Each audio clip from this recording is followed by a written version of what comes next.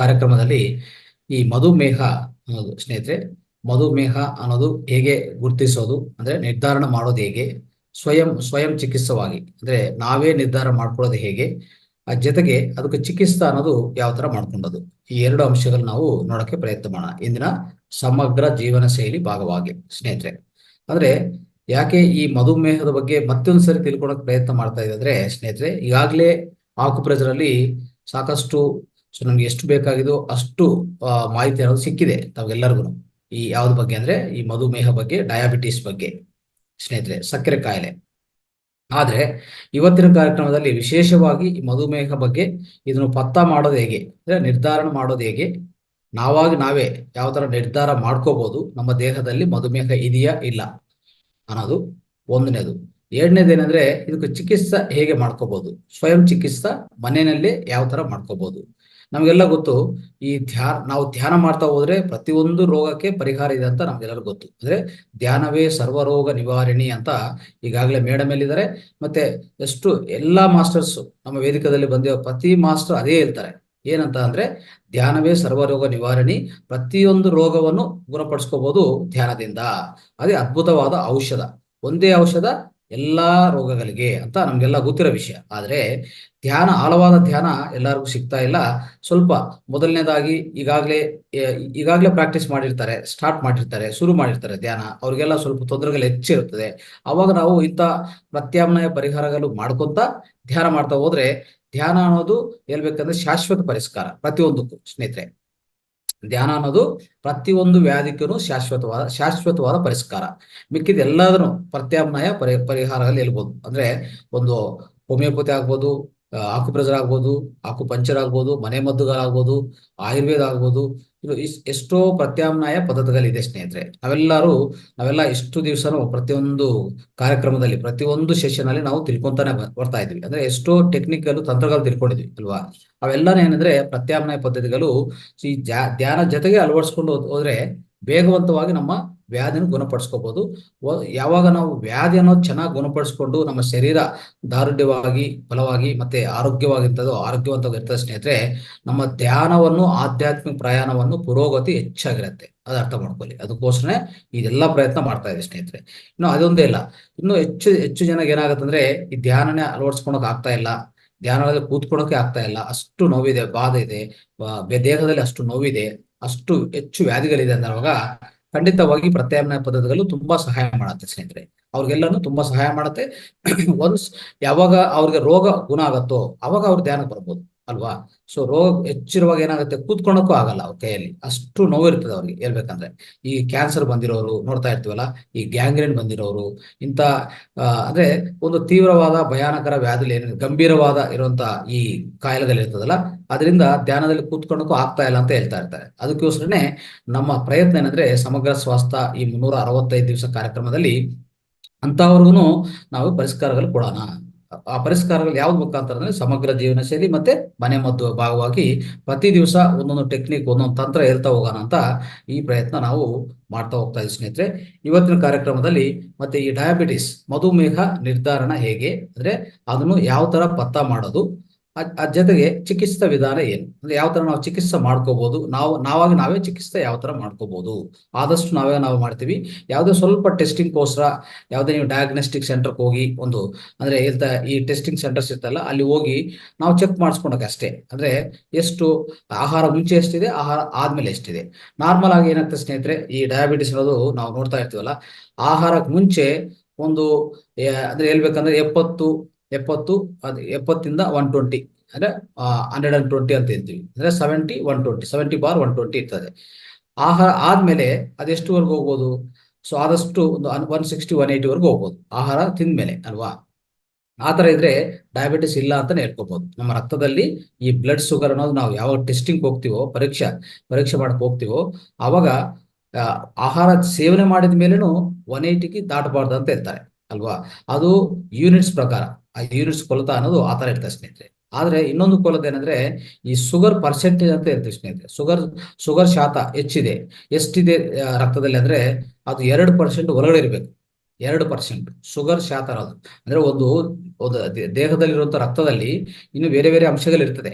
ಬೇರೆ ಬೇರೆ ಅಂಶಗಳಂದ್ರೆ ಈ ದೇಹದಲ್ಲೇ ಎಲ್ಲ ಪ್ರೋಟೀನ್ಗಳು, ಎಲ್ಲ ಬೇಕಾಗಿರುವಂತ ವಿಟಮಿನ್ಗಳು, ಮಿನರಲ್ಸ್ಗಳು ಎಲ್ಲ ದೇಹದಲ್ಲಿರೋ ರಕ್ತದಿಂದನೇ ಪ್ರತಿ ಜೀವಕಣಕ್ಕೆ ಸರಬರಾಗ್ತಾ ಇರ್ತದೆ. ಮತ್ತೆ ಅದರಲ್ಲಿ ಎಷ್ಟು ಪರ್ಸೆಂಟೇಜ್ ಈ ಶುಗರ್ ಇರ್ಬೋದು ಅಂದ್ರೆ 2%ಗಿಂತ ಕೆಳಗಡೆ ಇದ್ರೆ ಅವರು ಡಯಾಬಿಟಿಸ್ ಫ್ರೀ, ಅಂದ್ರೆ ಅವ್ರಿಗೆ ಮಧುಮೇಹ ಬಂದಿಲ್ಲ ಅಂತ ಹೇಳ್ಬೋದು. ಅದಕ್ಕಿಂತ ಹೆಚ್ಚಾಗಿದ್ರೆ 2%ಗೂ ದಾಟಿದ್ರೆ 2% ಬಂದಿದ್ರೆ ಅವರು ಡಯಾಬಿಟಿಸ್ ಆಗಿದೆ ಅಂತ ಅರ್ಥ ಮಾಡ್ಕೋಬೇಕು ನಾವು ಸ್ನೇಹಿತರೆ. ಈಗ ನೋಡಿ, ಈ ಡಯಾಬಿಟಿಸ್ ಬಗ್ಗೆ ಪ್ರಾಮುಖ್ಯವಾಗಿ ತಿಳ್ಕೊಬೇಕಂತ ಸ್ನೇಹಿತರೆ. ನೋಡಿ, ಯಾವುದೇ ಬೇರೆ ಕಾಯಿಲೆ ಬಂದ್ರೆ, ಯಾರಿಗಾನ ಒಬ್ರಿಗೆ ಕ್ಯಾನ್ಸರ್ ಬಂದಂತ ಇಟ್ಕೊಳ್ಳಿ. ಕ್ಯಾನ್ಸರ್ ಬಂದ್ರೆ ಏನಾಗ್ತದೆ, ಯಾವುದೋ ಒಂದು ಕ್ಯಾನ್ಸರ್ ಗಡ್ಡ, ಮತ್ತೆ ಆ ಕ್ಯಾನ್ಸರು ಪರವಾಗಿ ಆ ಸಮಸ್ಯೆಯಿಂದ ಅವರು ಬಲಿತಾ ಇರ್ತಾರೆ. ಅಂದ್ರೆ ಒಂಥರ ಆ ಸಮಸ್ಯೆಯಿಂದ ಎಷ್ಟು ನೋವು ತಗೊಂತಾರೆ. ಆ ಸಮಸ್ಯೆ ಅನ್ನೋದು ಒಂದು ಲೋಕಲ್, ಅಂದ್ರೆ ಅದೇ ಆ ಪ್ರಾಂತ ಮಾತ್ರ ಸಂಬಂಧಿಸಿದ. ಅದೇ ಒಂದು ಹೊಟ್ಟೆ ಕ್ಯಾನ್ಸರ್, ಇಲ್ಲಾಂದ್ರೆ ಲಿವರ್ ಕ್ಯಾನ್ಸರ್, ಎಲ್ಲೋ ಎಲ್ಲೋ ಒಂದು ಕಡೆ ಕ್ಯಾನ್ಸರ್ ಬಂದಿರ್ತದೆ. ಅವಾಗ ಆ ಪರ್ಟಿಕ್ಯುಲರ್ ಆರ್ಗಾನು, ಇಲ್ಲಾಂದ್ರೆ ಆ ಒಂದು ಅವಯವಕ್ಕೆ ಸಂಬಂಧಿತ ರೋಗ ಅನ್ನೋದು ನಿರ್ಧಾರ ಆಗತ್ತೆ ಅಲ್ವಾ. ಸೊ ಅದಕ್ಕೆ ನಾವು ಮದ್ದು ತಗೊಂತೀವಿ, ಮೆಡಿಸನ್ ಇನ್ನೊಂದು ತಗೊಂಡು ಅದು ಪರಿಹಾರ ಮಾಡ್ಕೊಂಡು ಪ್ರಯತ್ನ ಮಾಡ್ತೀವಿ. ಇದು ಸೊ ಈ ಕ್ಯಾನ್ಸರ್ ಅಲ್ಲಿ ಆಗ್ತಾ ಇರೋದು. ಬಟ್ ಆದ್ರೆ ಈ ಡಯಾಬಿಟಿಸ್ ಬಂದ್ರೆ ಏನಾಗ್ತದೆ ಸ್ನೇಹಿತರೆ, ಇಡೀ ದೇಹವೇ ಉಂಟಾಗ್ತದೆ. ಹೇಳ್ಬೇಕಂದ್ರೆ ಇಡೀ ದೇಹದಲ್ಲಿ ಎಲ್ಲಾ ಅವಯವಲ್ಲೂ ತೊಂದರೆ ಆಗ್ತದೆ ಡಯಾಬಿಟಿಸ್ ಬಂದ್ರೆ. ಯಾಕಂದ್ರೆ ಡಯಾಬಿಟಿಸ್ ಅನ್ನೋದು ಬರೋದನ್ನೇ ಕಾರಣ ಈ ಹೆಚ್ಚು ಗ್ಲೂಕೋಸ್, ರಕ್ತದಲ್ಲಿರುವಂತ ಹೆಚ್ಚು ಗ್ಲೂಕೋಸ್. ಆ ಗ್ಲೂಕೋಸ್ ಏನಾಗ್ತದೆ, ಹೆಚ್ಚು ಗ್ಲೂಕೋಸ್ ಅನ್ನೋದು ಪ್ರತಿ ಅವಯವಕ್ಕೆ ಹೋಗುತ್ತೆ. ಗ್ಲೂಕೋಸ್ ಅನ್ನೋದು ಏನದು, ಶಕ್ತಿ, ದೇಹಕ್ಕೆ ಬೇಕಾಗಿರೋದು ಶಕ್ತಿ. ಶಕ್ತಿ ಚೆನ್ನಾಗಿದ್ರೆ ಭೌತಿಕ ಶಕ್ತಿ, ಅದು ಪ್ರತಿ ಜೀವಕೋಶಕ್ಕೆ ಬೇಕಾಗಿರೋದು. ಆದ್ರೆ ಆ ಶಕ್ತಿ ಅನ್ನೋದು ತುಂಬಾ ಹೆಚ್ಚಾಗಿದ್ರೆ ಏನಾಗತ್ತೆ, ಆ ಹೆಚ್ಚು ಆಗುವಾಗ ತೊಂದರೆಗಳಾಗೋದು ಈ ಡಯಾಬಿಟಿಸ್, ಈ ಮಧುಮೇಹ ಸ್ನೇಹಿತರೆ. ಅದಕ್ಕೋಸ್ಕರ ಈ ಡಯಾಬಿಟಿಸ್ ಬಂದ್ರೆ ಖಂಡಿತವಾಗಿ ಪೂರ್ತಿ ಒಂದು ವ್ಯಕ್ತಿ ಆರೋಗ್ಯವನ್ನೇ ಹೇಳ್ಬೇಕಂದ್ರೆ ಪೂರ್ತಿ ಉಂಟಾಗ್ತದೆ, ಎಲ್ಲ ಅವಯವಗಳಿಗೂ ತೊಂದರೆ ಆಗ್ತದೆ. ಅದಕ್ಕೋಸ್ಕರ ಏನ್ ಮಾಡ್ತಾರೆ, ಖಂಡಿತವಾಗಿ ಡಾಕ್ಟರ್ಸ್ ಹೇಳ್ತಾರೆ, ಒಂದು ನಿರ್ಧಾರ ಮಾಡಿದ್ಮೇಲೆ ಡಯಾಬಿಟಿಸ್ ಟೆಸ್ಟ್ ಮಾಡಿ ನಿರ್ಧಾರ ಮಾಡಿದ್ಮೇಲೆ ಅವ್ರು ಹೇಳ್ತಾರೆ, ನೀವು ಇಡೀ ಜೀವನ ಪರ್ಯಂತ ಈ ಟ್ಯಾಬ್ಲೆಟ್ಸ್ಗಳು ತಗೋಬೇಕು. ನೀವು ಯಾವುದು ಸ್ವೀಟ್ ಪದಾರ್ಥ ತಿನ್ನಬಾರದು. ನೀವು ಪೂರ್ತಿ ನಿಮ್ಮ ಆಹಾರದಲ್ಲಿ ಪೂರ್ತಿ ಕ್ರಮ ತಗೋಬೇಕು. ಅಂದ್ರೆ ಒಂಥರ ಡೈಟ್, ಅದೇ ಹೇಳ್ಬೇಕಂದ್ರೆ ಸ್ಟ್ರಿಕ್ಟ್ ಡೈಟ್ ಅಂತ ನೀವು ಪಾಲನೆ ಮಾಡಬೇಕು ಅಂತ ಆ ನಿಯಂತ್ರಣ ಕಲಿಸ್ತಾರೆ ಅಲ್ವಾ. ಸೊ ಇಂಥದ್ದು ನಾವು ನೋಡ್ತಾ ಇರ್ತೀವಿ ಸ್ನೇಹಿತರೆ. ಇಂಥದ್ದು ನಾವು ಅದು ಇನ್ನೊಂದು ಏನ್ ಹೇಳ್ತಾರೆ, ಇದು ಒಂದೊಂದ್ಸರಿ ವಂಶ ಪಾರಂಪರಿಕವಾಗಿ ಬರ್ತಾ ಇರ್ತದೆ ಅಂತ ಹೇಳ್ತಾರೆ ಸ್ನೇಹಿತರೆ. ಯಾವುದು ಈ ಡಯಾಬಿಟಿಸ್ ಅನ್ನೋದು, ಇದನ್ನ ನಾವು ಕಾಣಿಸ್ಕೊಂತಾ ಇರ್ತೀವಿ. ಸೊ ಇದೆಲ್ಲ ಒಂದು ಯಾವುದೇ ಬೇರೆ ಬೇರೆ ಅವಯವಗಳು ನೋಡಿ, ಈ ಡಯಾಬಿಟಿಸ್ ಬಂದ್ರೆ ಸೊ ನಿಧಾನವಾಗಿ ಕಿಡ್ನೀಸು, ಮತ್ತೆ ಬ್ರೈನು, ಹಾರ್ಟು ಅಲ್ವಾ. ಸೊ ಈ ರೆಟಿನಾ ಅಂದ್ರೆ ನಮ್ಮ ಎರಡು ಕಣ್ಣುಗಳು, ಈ ರೆಟಿನಾ ಅನ್ನೋದು ಅಂದ್ರೆ ದೃಷ್ಟಿ ಮಾಂದ್ಯ ಬರೋದು, ಇದೆಲ್ಲ ಹೆಚ್ಚಾಗ್ತಾ ಹೋಗ್ತದೆ. ಅಂದ್ರೆ ಈ ದೀರ್ಘಕಾಲಿಕ ಮಧುಮೇಹ ಇರೋರಿಗೆ ಇವೆಲ್ಲ ಬೇರೆ ಬೇರೆ ಅಡ್ಡ ಪರಿಣಾಮಗಳು ಶುರು ಆಗುತ್ತೆ ಸ್ನೇಹಿತರೆ ದೇಹದಲ್ಲಿ, ಅರ್ಥ ಮಾಡ್ಕೊಳ್ಳಿ. ಆಮೇಲೆ ಯಾವುದೇ ಒಂದು ಗಾಯ ಆಗಿದೆ ಅಂತ ಇಟ್ಕೊಳ್ಳಿ, ಆ ಗಾಯ ಅನ್ನೋದು ಬೇಗ ವಾಸಿ ಆಗಲ್ಲ. ಈ ಡಯಾಬಿಟಿಸ್ ಇರೋರಿಗೆ ಬೇಗ ವಾಸಿ ಆಗಲ್ಲ. ಅದನ್ನು ಬಹಳ ಇಂಪಾರ್ಟೆಂಟ್ ಸ್ನೇಹಿತರೆ. ಅದಕ್ಕೆ ಇನ್ನೊಂದು, ಯಾರನ್ನ ಒಂದು ಗರ್ಭಿಣಿ ಸ್ತ್ರೀ ಇದೆ, ಅವ್ರಿಗೆ ಈ ಮಧುಮೇಹ ವ್ಯಾಧಿ ಬಂದಿದೆ ಅಂತ ಇಟ್ಕೊಳ್ಳಿ, ಅದೇನಾಗತ್ತೆ ಗೊತ್ತಾ, ಈ ಅಂದ್ರೆ ಮಕ್ಕಳು ಹುಟ್ಟುವಾಗ ಆ ಮಕ್ಕಳಿಗೆ ಹೆಚ್ಚು ಬೇರೆ ಬೇರೆ ತೊಂದರೆಗಳು ಬರ್ತದೆ ಸ್ನೇಹಿತರೆ. ಅವ್ರು ಏನಾಗ್ತಾರೆ ಗೊತ್ತಾ, ಹುಟ್ಟುವಾಗನೇ ಖಂಡಿತವಾಗಿ ಅವರಿಗೆ ಯಾವುದೋ ಕಿವಿಡಿತನ ಬರೋದು, ಮೂಕತನ ಬರೋದು, ಮಾತಾಡಕ್ಕಾಗಲ್ಲ ಅಲ್ವಾ, ಕಣ್ಣುಗಳು ಈ ಅಂಧತ್ವ ಬರೋದು, ಇಂಥದ್ದೆಲ್ಲ ಬೇರೆ ಬೇರೆ ಸಮಸ್ಯೆಗಳು ಅಡ್ಡಪರಿಣಾಮಗಳು ಬರ್ತಾ ಇರ್ತದೆ. ಯಾರಿಗೆ ಹುಟ್ಟುವಂತ ಮಕ್ಕಳಿಗೆ ಇಂಥ ತೊಂದರೆಗಳಾಗ್ತದೆ. ಯಾಕಂದ್ರೆ ಈ ಗರ್ಭಿಣಿ ಸ್ತ್ರೀನೇ ಈಗಾಗಲೇ ಮಧುಮೇಹ ಇದೆ ಅವ್ರ ಒಳಗಡೆ ಅಲ್ವಾ. ಸೊ ಇಂಥವೆಲ್ಲ ನಾವು ನೋಡ್ತಾ ಇರ್ತೀವಿ ಸ್ನೇಹಿತರೆ ಖಂಡಿತವಾಗಿ. ಅದಕ್ಕೋಸ್ಕರ ಸ್ನೇಹಿತರೆ, ಈ ಗ್ಲೂಕೋಸು ಮತ್ತೆ ಶುಗರ್ ಇದೆಲ್ಲ, ಇದು ಹೆಚ್ಚು ಪರಿಣಾಮದಲ್ಲಿ ಆಗಿದ್ರೆ ನಮ್ಮ ದೇಹದ ರಕ್ತ ಒಳಗಡೆ ಇದು ಡಯಾಬಿಟಿಸ್ಗೂ ದಾರಿ ಕೊಡ್ತದೆ, ಡಯಾಬಿಟಿಸ್ ಅನ್ನೋದು ಉಂಟಾಗ್ತದೆ. ಮತ್ತೆ ಈ ಗ್ಲೂಕೋಸ್ ಮತ್ತೆ ಶುಗರ್ ಬಗ್ಗೆ ಸ್ವಲ್ಪ ಹೆಚ್ಚು ಮಾಹಿತಿ ತಿಳ್ಕೊಳ್ಳೋಕೆ ಪ್ರಯತ್ನ ಮಾಡೋಣ ಸ್ನೇಹಿತರೆ. ನೋಡಿ, ನಮ್ಮ ದೇಹಕ್ಕೆ ಈ ಗ್ಲೂಕೋಸ್ ಅಂತ ಎನರ್ಜಿ ಬೇಕೇ ಬೇಕು ಖಂಡಿತವಾಗಿ ಅಲ್ವಾ. ಸೊ ಇದೆಲ್ಲ ಈ ಗ್ಲೂಕೋಸವನ್ನು ಎಲ್ಲೆಲ್ಲಿ ಒದಗಿಸ್ತದೆ ಅಂದ್ರೆ, ನಮ್ಮ ನಿಸರ್ಗ ಏನ್ ಮಾಡಿರ್ತದೆ, ಯಾವ ರೂಪೇನ ಅಂದ್ರೆ ಯಾವುದು ಮುಖಾಂತರ ನಮ್ಗೆ ಗ್ಲೂಕೋಸ್ವನ್ನು ತಲುಪಿಸ್ತದೆ ದೇಹಕ್ಕೆ ಅಂದ್ರೆ, ಫ್ರೂಟ್ಸ್ ಆಗ್ಬೋದು, ಅಂದ್ರೆ ಧಾನ್ಯಗಳು ಅಂದ್ರೆ ಪ್ರಧಾನ ಧಾನ್ಯ, ಆಹಾರ ಧಾನ್ಯ ನಾವು ಸೇವನೆ ಮಾಡ್ತಾ ಇರ್ತೀವಿ, ಅದರಿಂದ ಬರ್ತದೆ. ಮತ್ತೆ ಫ್ರೂಟ್ಸ್ ಅಂದ್ರೆ ಹಣ್ಣುಗಳು ಅಲ್ವಾ. ಸೊ ಪ್ರತಿಯೊಂದರಿಂದ ಯಾವುದೇ ನಾವು ಈ ಜೇನುತುಪ್ಪ ಇಂಥದೆಲ್ಲ ಪ್ರತಿಯೊಂದರಲ್ಲಿ ಈ ಶುಗರ್ ಅನ್ನೋದು ಸ್ವಲ್ಪ ಅಂಶ, ಶುಗರ್ ಅಂಶ ಅನ್ನೋದು ಈ ಗ್ಲೂಕೋಸ್ ಬರೋದು ಪ್ರತಿಯೊಂದು ಅಂಶದಿಂದ, ಪ್ರತಿಯೊಂದು ಆಹಾರ ನಾವು ಏನೇ ಸೇವನೆ ಮಾಡ್ತೀವಿ ಅದರಿಂದ ಸ್ವಲ್ಪ ಬರ್ತಾ ಇರ್ತದೆ ಸ್ನೇಹಿತರೆ ಖಂಡಿತವಾಗಿ. ಅದು ಯಾವಾಗ ಜೀರ್ಣ ಆಗತ್ತೋ, ಜೀರ್ಣ ಆದ್ಮೇಲೆ ಗ್ಲೂಕೋಸ್ ಅನ್ನು ನಮ್ಮ ದೇಹದಲ್ಲಿ ಉತ್ಪನ್ನ ಆಗ್ತಾ ಇರ್ತದೆ ಸ್ನೇಹಿತರೆ. ಆದ್ರೆ ಸ್ವಲ್ಪ ಈ ಆಹಾರಗಳು ನೋಡ್ತಾ ಇರ್ತೀವಲ್ಲ, ಅವು ನೇರವಾಗಿ ಗ್ಲೂಕೋಸ್ ಅನ್ನು ಕೊಡ್ತದೆ ಸ್ನೇಹಿತರೆ ನಮ್ಮ ದೇಹಕ್ಕೆ. ಅಂದ್ರೆ ಯಾವ ತರ ಅಂದ್ರೆ ಈ ಸ್ವಲ್ಪದರಲ್ಲಿ ಈ ಪ್ರಕ್ಟೋಸ್ ರೂಪಾನ ಇರ್ತದೆ. ಪ್ರಕ್ಟೋಸ್ ಇದು ನೋಡಿ, ಜೇನುತುಪ್ಪ ತಗೊಂಡಿದೆ ಅಂತ ಇಟ್ಕೊಳ್ಳಿ. ಅದು ನೇರವಾಗಿ ಎಷ್ಟೇ ಅದು ಸಿಹಿ ಆದ್ರೂ ಅಂದ್ರೆ ಒಂಥರ ಸ್ವೀಟ್ ಆಗಿರ್ತದೆ. ಆ ಸ್ವೀಟ್ ಆಗಿದ್ರು ಸಹ ಏನ್ ಮಾಡತ್ತೆ, ಅದು ಕೊಡೋದು ಗ್ಲೂಕೋಸ್ ಅಲ್ಲ, ಫ್ರಕ್ಟೋಸ್ ಅಂತ ಕೊಡ್ತದೆ. ಅದು ನಮ್ಗೆ ಯಾವುದೇ ಹೆಚ್ಚು ತೊಂದರೆ ಕೊಡಲ್ಲ ದೇಹದಲ್ಲಿ, ಅರ್ಥ ಮಾಡ್ಕೊಳ್ಳಿ. ಸೊ ಈ ತರ ಯಾವಾಗ ನಾವು ಸೇವನೆ ಮಾಡ್ತೀವೋ ಯಾವುದೇ ಆಹಾರ, ನೋಡಿ ಈಗ ಒಂದು ಆಹಾರ ನಾವು ಬಾಯಲ್ಲಿ ಇಟ್ಕೊಂಡು ಸೇವನೆ ಮಾಡಿದ್ರೆ ನಮ್ಮ ಒಳಗಡೆ ಇರುವಂತ ಈ ಲಾಲಾಜಲ ಅಂತಿದೆಯಲ್ಲ, ಈ ಸೆಲೈವ ಅಂತಿದೆ, ಅದಕ್ಕೆ ಮಿಕ್ಸ್ ಆಗಿ ನೇರವಾಗಿ ನಮ್ಮ ಜೀರ್ಣಕೋಶಕ್ಕೆ ಹೋಗುತ್ತೆ ಅಲ್ವಾ. ಅವಾಗ್ಲೇ ಅದೇನಾಗತ್ತೆ, ಹೇಳ್ಬೇಕಂದ್ರೆ ಇಲ್ಲಿ ಬಾಯಿ ಒಳಗಡೆ ಒಂದು 50% ಪಚನ ಆಗ್ಬೇಕು, ಅಂದ್ರೆ 50% ಜೀರ್ಣ ಆಗ್ಬೇಕು ಇಲ್ಲೇ, ಮಿಕ್ಕಿದ 50% ಹೊಟ್ಟೆ ಪ್ರಾಂತದಲ್ಲಿ ಆಗ್ಬೇಕು, ಅರ್ಥ ಮಾಡ್ಕೊಳ್ಳಿ. ಸೊ ಈ ತರ ನಾವು ಯಾವಾಗ್ಲೂ ಮಾಡ್ಬೇಕು ಸ್ನೇಹಿತರೆ. ಅದಕ್ಕೆ ಒಂದು ಪ್ರಧಾನವಾಗಿ ನಾವೇನ್ ಹೇಳ್ತೀವಿ ಗೊತ್ತಾ, ಪ್ರತಿಯೊಬ್ಬರಿಗೂ ಯಾವುದೇ ಈ ಡಯಾಬಿಟಿಸ್ ಅನ್ನೋದಿಲ್ಲ, ಡಯಾಬಿಟಿಸ್ ಅನ್ನೋದು ನೀವು ಪೂರ್ತಿ ನಿವಾರಣೆ ಮಾಡಬೇಕು ಅಂತಂದ್ರೆ ಮಕ್ಕಳ ವಯಸ್ಸಿಂದ ದೊಡ್ಡವ್ರಿಗೂ ಹೇಳುವಂತ ಒಂದೇ ಒಂದು ಸಲಹೆ ಏನಂದ್ರೆ, ನಮ್ಗೆ ದೇವರು 32 ಹಲ್ಲುಗಳು ಕೊಟ್ಟಿದ್ದಾರೆ, 32 ಟೀತ್ ಇದೆ ಅಲ್ವಾ. ಅದಕ್ಕೂ ಏನ್ ಪ್ರಧಾನ ಕಾರಣ, 32 ಸರಿ ನಾವು ಅದನ್ನು ಪಚನ ಮಾಡ್ಬೇಕು ಒಳಗಡೆ. ಯಾವುದೇ ಆಹಾರ ನಾವು ಬಾಯಲ್ಲಿ ಇಟ್ಕೊಂಡ್ರೆ, ಆತರ ಸೇವನೆ ಮಾಡಿದ್ರೆ ಅದು ಅಷ್ಟು ಸರಿ ಪಚನ ಮಾಡ್ಬೇಕು. ಆದ್ರೆ ಕನಿಷ್ಠ ಪಕ್ಷ 15 ಸರಿ ಸ್ನೇಹಿತರೆ. ಯಾರಾದ್ರೂ ಇದೊಂದು ನೆನಪಿಟ್ಕೊಳ್ಳಿ, ವೆರಿ ಇಂಪಾರ್ಟೆಂಟ್ ಪಾಯಿಂಟ್ ಇದು. ಮಕ್ಕಳಿಗೆ ಹೇಳ್ಬೇಕು, ಈಗಿಂದನೇ ಪ್ರಾಕ್ಟೀಸ್ ಮಾಡಬೇಕು ಮಕ್ಕಳ ಜೊತೆಗೆ. ಅವರು ಮುಂದಿನ ದಿವಸದಲ್ಲಿ ಯಾವುದೇ ಯಾವುದೇ ರೀತಿಯಲ್ಲಿ ಈ ಡಯಾಬಿಟಿಸ್ ಬರಬಾರ್ದು, ಮಧುಮೇಹ ಬರಬಾರ್ದು ಅಂದ್ರೆ 15 ಸರಿ ಯಾವುದೇ ಆಹಾರ ಒಳಗಡೆ ಇಟ್ಕೊಂಡ್ರೆ 15 ಸರಿ ಚೆನ್ನಾಗಿ ಪಚನ ಮಾಡಿ. ಅವಾಗ ಈ ಲಾಲಾಶಯದಲ್ಲಿ ಸೆಲೈವ ಈ ಎರಡು ಮಿಕ್ಸ್ ಆಗಿ ನೀಟಾಗಿ ಏನಾಗುತ್ತೆ, ನೀವು ಆ ಆಹಾರದಲ್ಲಿ ಗ್ಲೂಕೋಸ್ ಇರುತ್ತೆ ಸ್ನೇಹಿತರೆ. ಪ್ರತಿ ಆಹಾರದಲ್ಲಿ ಏನಿರುತ್ತದೆ, ಗ್ಲೂಕೋಸ್ ಅನ್ನೋದು ಇರುತ್ತದೆ ಅಲ್ವಾ. ಆ ಗ್ಲೂಕೋಸ್ ಅನ್ನೋದು ಇಲ್ಲೇ ಸ್ವಲ್ಪ ಒಂದು 50% ಡೈಜೆಸ್ಟ್ ಆಗುತ್ತೆ ನೋಡಿ, 50% ಡೈಜೆಸ್ಟ್ ಆಗುತ್ತೆ, ಅದೇ ಜೀರ್ಣ ಆಗುತ್ತೆ. ಒಳಗಡೆ ಹೋದ್ಮೇಲೆ ಜೀರ್ಣಕೋಶದಲ್ಲಿ ಇನ್ನೂ 50% ಜೀರ್ಣ ಆಗುತ್ತೆ. ಅದಕ್ಕೆ ಕಾರಣ ಯಾರು ಅಂದ್ರೆ ಖಂಡಿತವಾಗಿ ನಮ್ಮ ಪ್ಯಾನ್ಕ್ರಿಯಾಸ್, ಮೇದೋಜೀರಕ ಗ್ರಂಥಿ. ಆ ಮೇದೋಜೀರಕ ಗ್ರಂಥಿ ಮಿಕ್ಕಿದ 50% ಜೀರ್ಣ ಮಾಡಕ್ಕೆ ಅದೊಂದು ಇನ್ಸುಲಿನ್ ಅಂತ ಕೊಡ್ತದೆ. ಇನ್ಸುಲಿನ್ ಅಂತ ಒಂದು ಹಾರ್ಮೋನ್ ಉತ್ಪನ್ನ ಆಗುತ್ತೆ. ಅದು ಹೋಗಿ ಈ ಆಹಾರ ಜೊತೆಗೆ ಮಿಶ್ರಮ ಆಗಿ ಅಲ್ಲಿ ಮಿಕ್ಕಿದ 50% ಪೂರ್ತಿ ಜೀರ್ಣ ಆಗಿ ಆ ಬಂದಿರುವಂತ ಗ್ಲೂಕೋಸ್ ಏನಿದೆ ನೋಡಿ, ಅಲ್ಲಿಂದ ಎಲ್ಲಾ ಅಂದ್ರೆ ಒಳಗಡೆ ಯಾವುದೇ ಆಹಾರದಲ್ಲಿ ಗ್ಲೂಕೋಸ್ ಅಂತ ಯಾವ್ದು ಅಂಶ ಇದೆಯೋ ಅದು ಜೀರ್ಣ ಮಾಡಕ್ಕೆ ಇನ್ಸುಲಿನ್ ಬೇಕೇ ಬೇಕು. ಯಾವ ಟೈಮಲ್ಲಿ ಇನ್ಸುಲಿನ್ ಸರಿಯಾಗಿ ಉತ್ಪನ್ನ ಆಗಲ್ಲ ಅಂದ್ರೆ ಅದನ್ನು ತೊಂದರೆನೆ. ಅವಾಗಲೇ ನಮ್ಗೆ ಈ ಡಯಾಬಿಟಿಸ್ ಬರ್ತಾ ಇರೋದು. ಈ ಅನ್ಡೈಜೆಸ್ಟೆಡ್ ಗ್ಲೂಕೋಸ್ ಸ್ನೇಹಿತರೆ, ಅಂದ್ರೆ ಯಾವುದು ಗ್ಲೂಕೋಸ್ ಆಹಾರದಲ್ಲಿ ನ್ಯಾಚುರಲ್ ಆಗಿ ಇರ್ತದೋ ಅದು ಡೈಜೆಸ್ಟ್ ಮಾಡಿಲ್ಲ ಅಂದ್ರೆ, ಜೀರ್ಣ ಮಾಡಿಲ್ಲ ಅಂದ್ರೆ, ಅಜೀರ್ಣ ಆಗಿದ್ರೆ, ಜೀರ್ಣ ಮಾಡಿಲ್ಲ ಹಾಗೆ ಇದೆ ಅಂದ್ರೆ, ಅಂತ ಗ್ಲೂಕೋಸ್ ಏನಾಗ್ತದೆ ಗೊತ್ತಾ, ನೇರವಾಗಿ ಬ್ಲಡ್ ಒಳಗಡೆ ಹೋಗಿ ಬ್ಲಡ್ ಹೊರಗಡೆ ಸೇರ್ಕೊಂಡು ಬ್ಲಡ್ ಹೊರಗಡೆ ಹಾಗೆ ಇರ್ತದೆ ಸ್ನೇಹಿತರೆ. ಸೊ ಈ ತರ ಅನ್ಡೈಜೆಸ್ಟೆಡ್ ಈ ಗ್ಲೂಕೋಸ್ ಏನಿದೆಯೋ, ಗ್ಲೂಕೋಸ್ ಯಾವ್ದು ಡೈಜೆಸ್ಟ್ ಆಗಿಲ್ಲೋ, ಯಾಕಂದ್ರೆ ಮೇದೋಜೀರಕ ಗ್ರಂಥಿ ಸರಿಯಾಗಿ ಕೆಲಸ ಮಾಡಿಲ್ಲ, ಅರ್ಥ ಮಾಡ್ಕೊಳ್ಳಿ. ಮೇದ ಸರಿಯಾಗಿ ಕೆಲಸ ಮಾಡಿಲ್ಲ, ಇನ್ಸುಲಿನ್ ಸರಿಯಾಗಿ ಉತ್ಪನ್ನ ಆಗಿಲ್ಲ, ಇದು ತೊಂದರೆ ಸ್ನೇಹಿತರೆ. ಸೊ ಈ ತರ, ಸೊ ಅದಕ್ಕೆ ನಾವು ಮಕ್ಕಳಿಗೆ ಸ್ನೇಹಿತರೆ ಚಿಕ್ಕ ವಯಸ್ಸಿಂದನೇ 15 ಸರಿ ಪಚನೆ ಮಾಡಿ ಅಂತ ಹೇಳ್ಬೇಕು, ಯಾವ್ದ್ರಲ್ಲಿ, ಬಾಯಲ್ಲಿ. ಅವಾಗ ಮುಂದಿನ ದಿವಸದಲ್ಲಿ ಯಾವುದೇ ಇಂಥ ಡಯಾಬಿಟಿಸ್ ಯಾವುದು ಬರಲ್ಲ. ಖಂಡಿತವಾಗಿ ಅವರು ಈ ಜೀವನ ಪರ್ಯಂತ ಒಳ್ಳೆ ಸ್ವೀಟ್ಗಳು ತಿನ್ಬೋದು, ಒಳ್ಳೆ ಟೇಸ್ಟ್ ಮಾಡ್ಕೋಬಹುದು, ಪ್ರತಿಯೊಂದು ಆಹಾರ ತಿನ್ಬೋದು, ಯಾವುದೇ ಕ್ರಮ ಬೇಕಾಗಿಲ್ಲ ಅವ್ರಿಗೆ. ಅಂತ ಅದ್ಭುತವಾದ ಜೀವನವನ್ನು ಅವ್ರು ನಡ್ಸ್ಕೋಬಹುದು ಸ್ನೇಹಿತರೆ.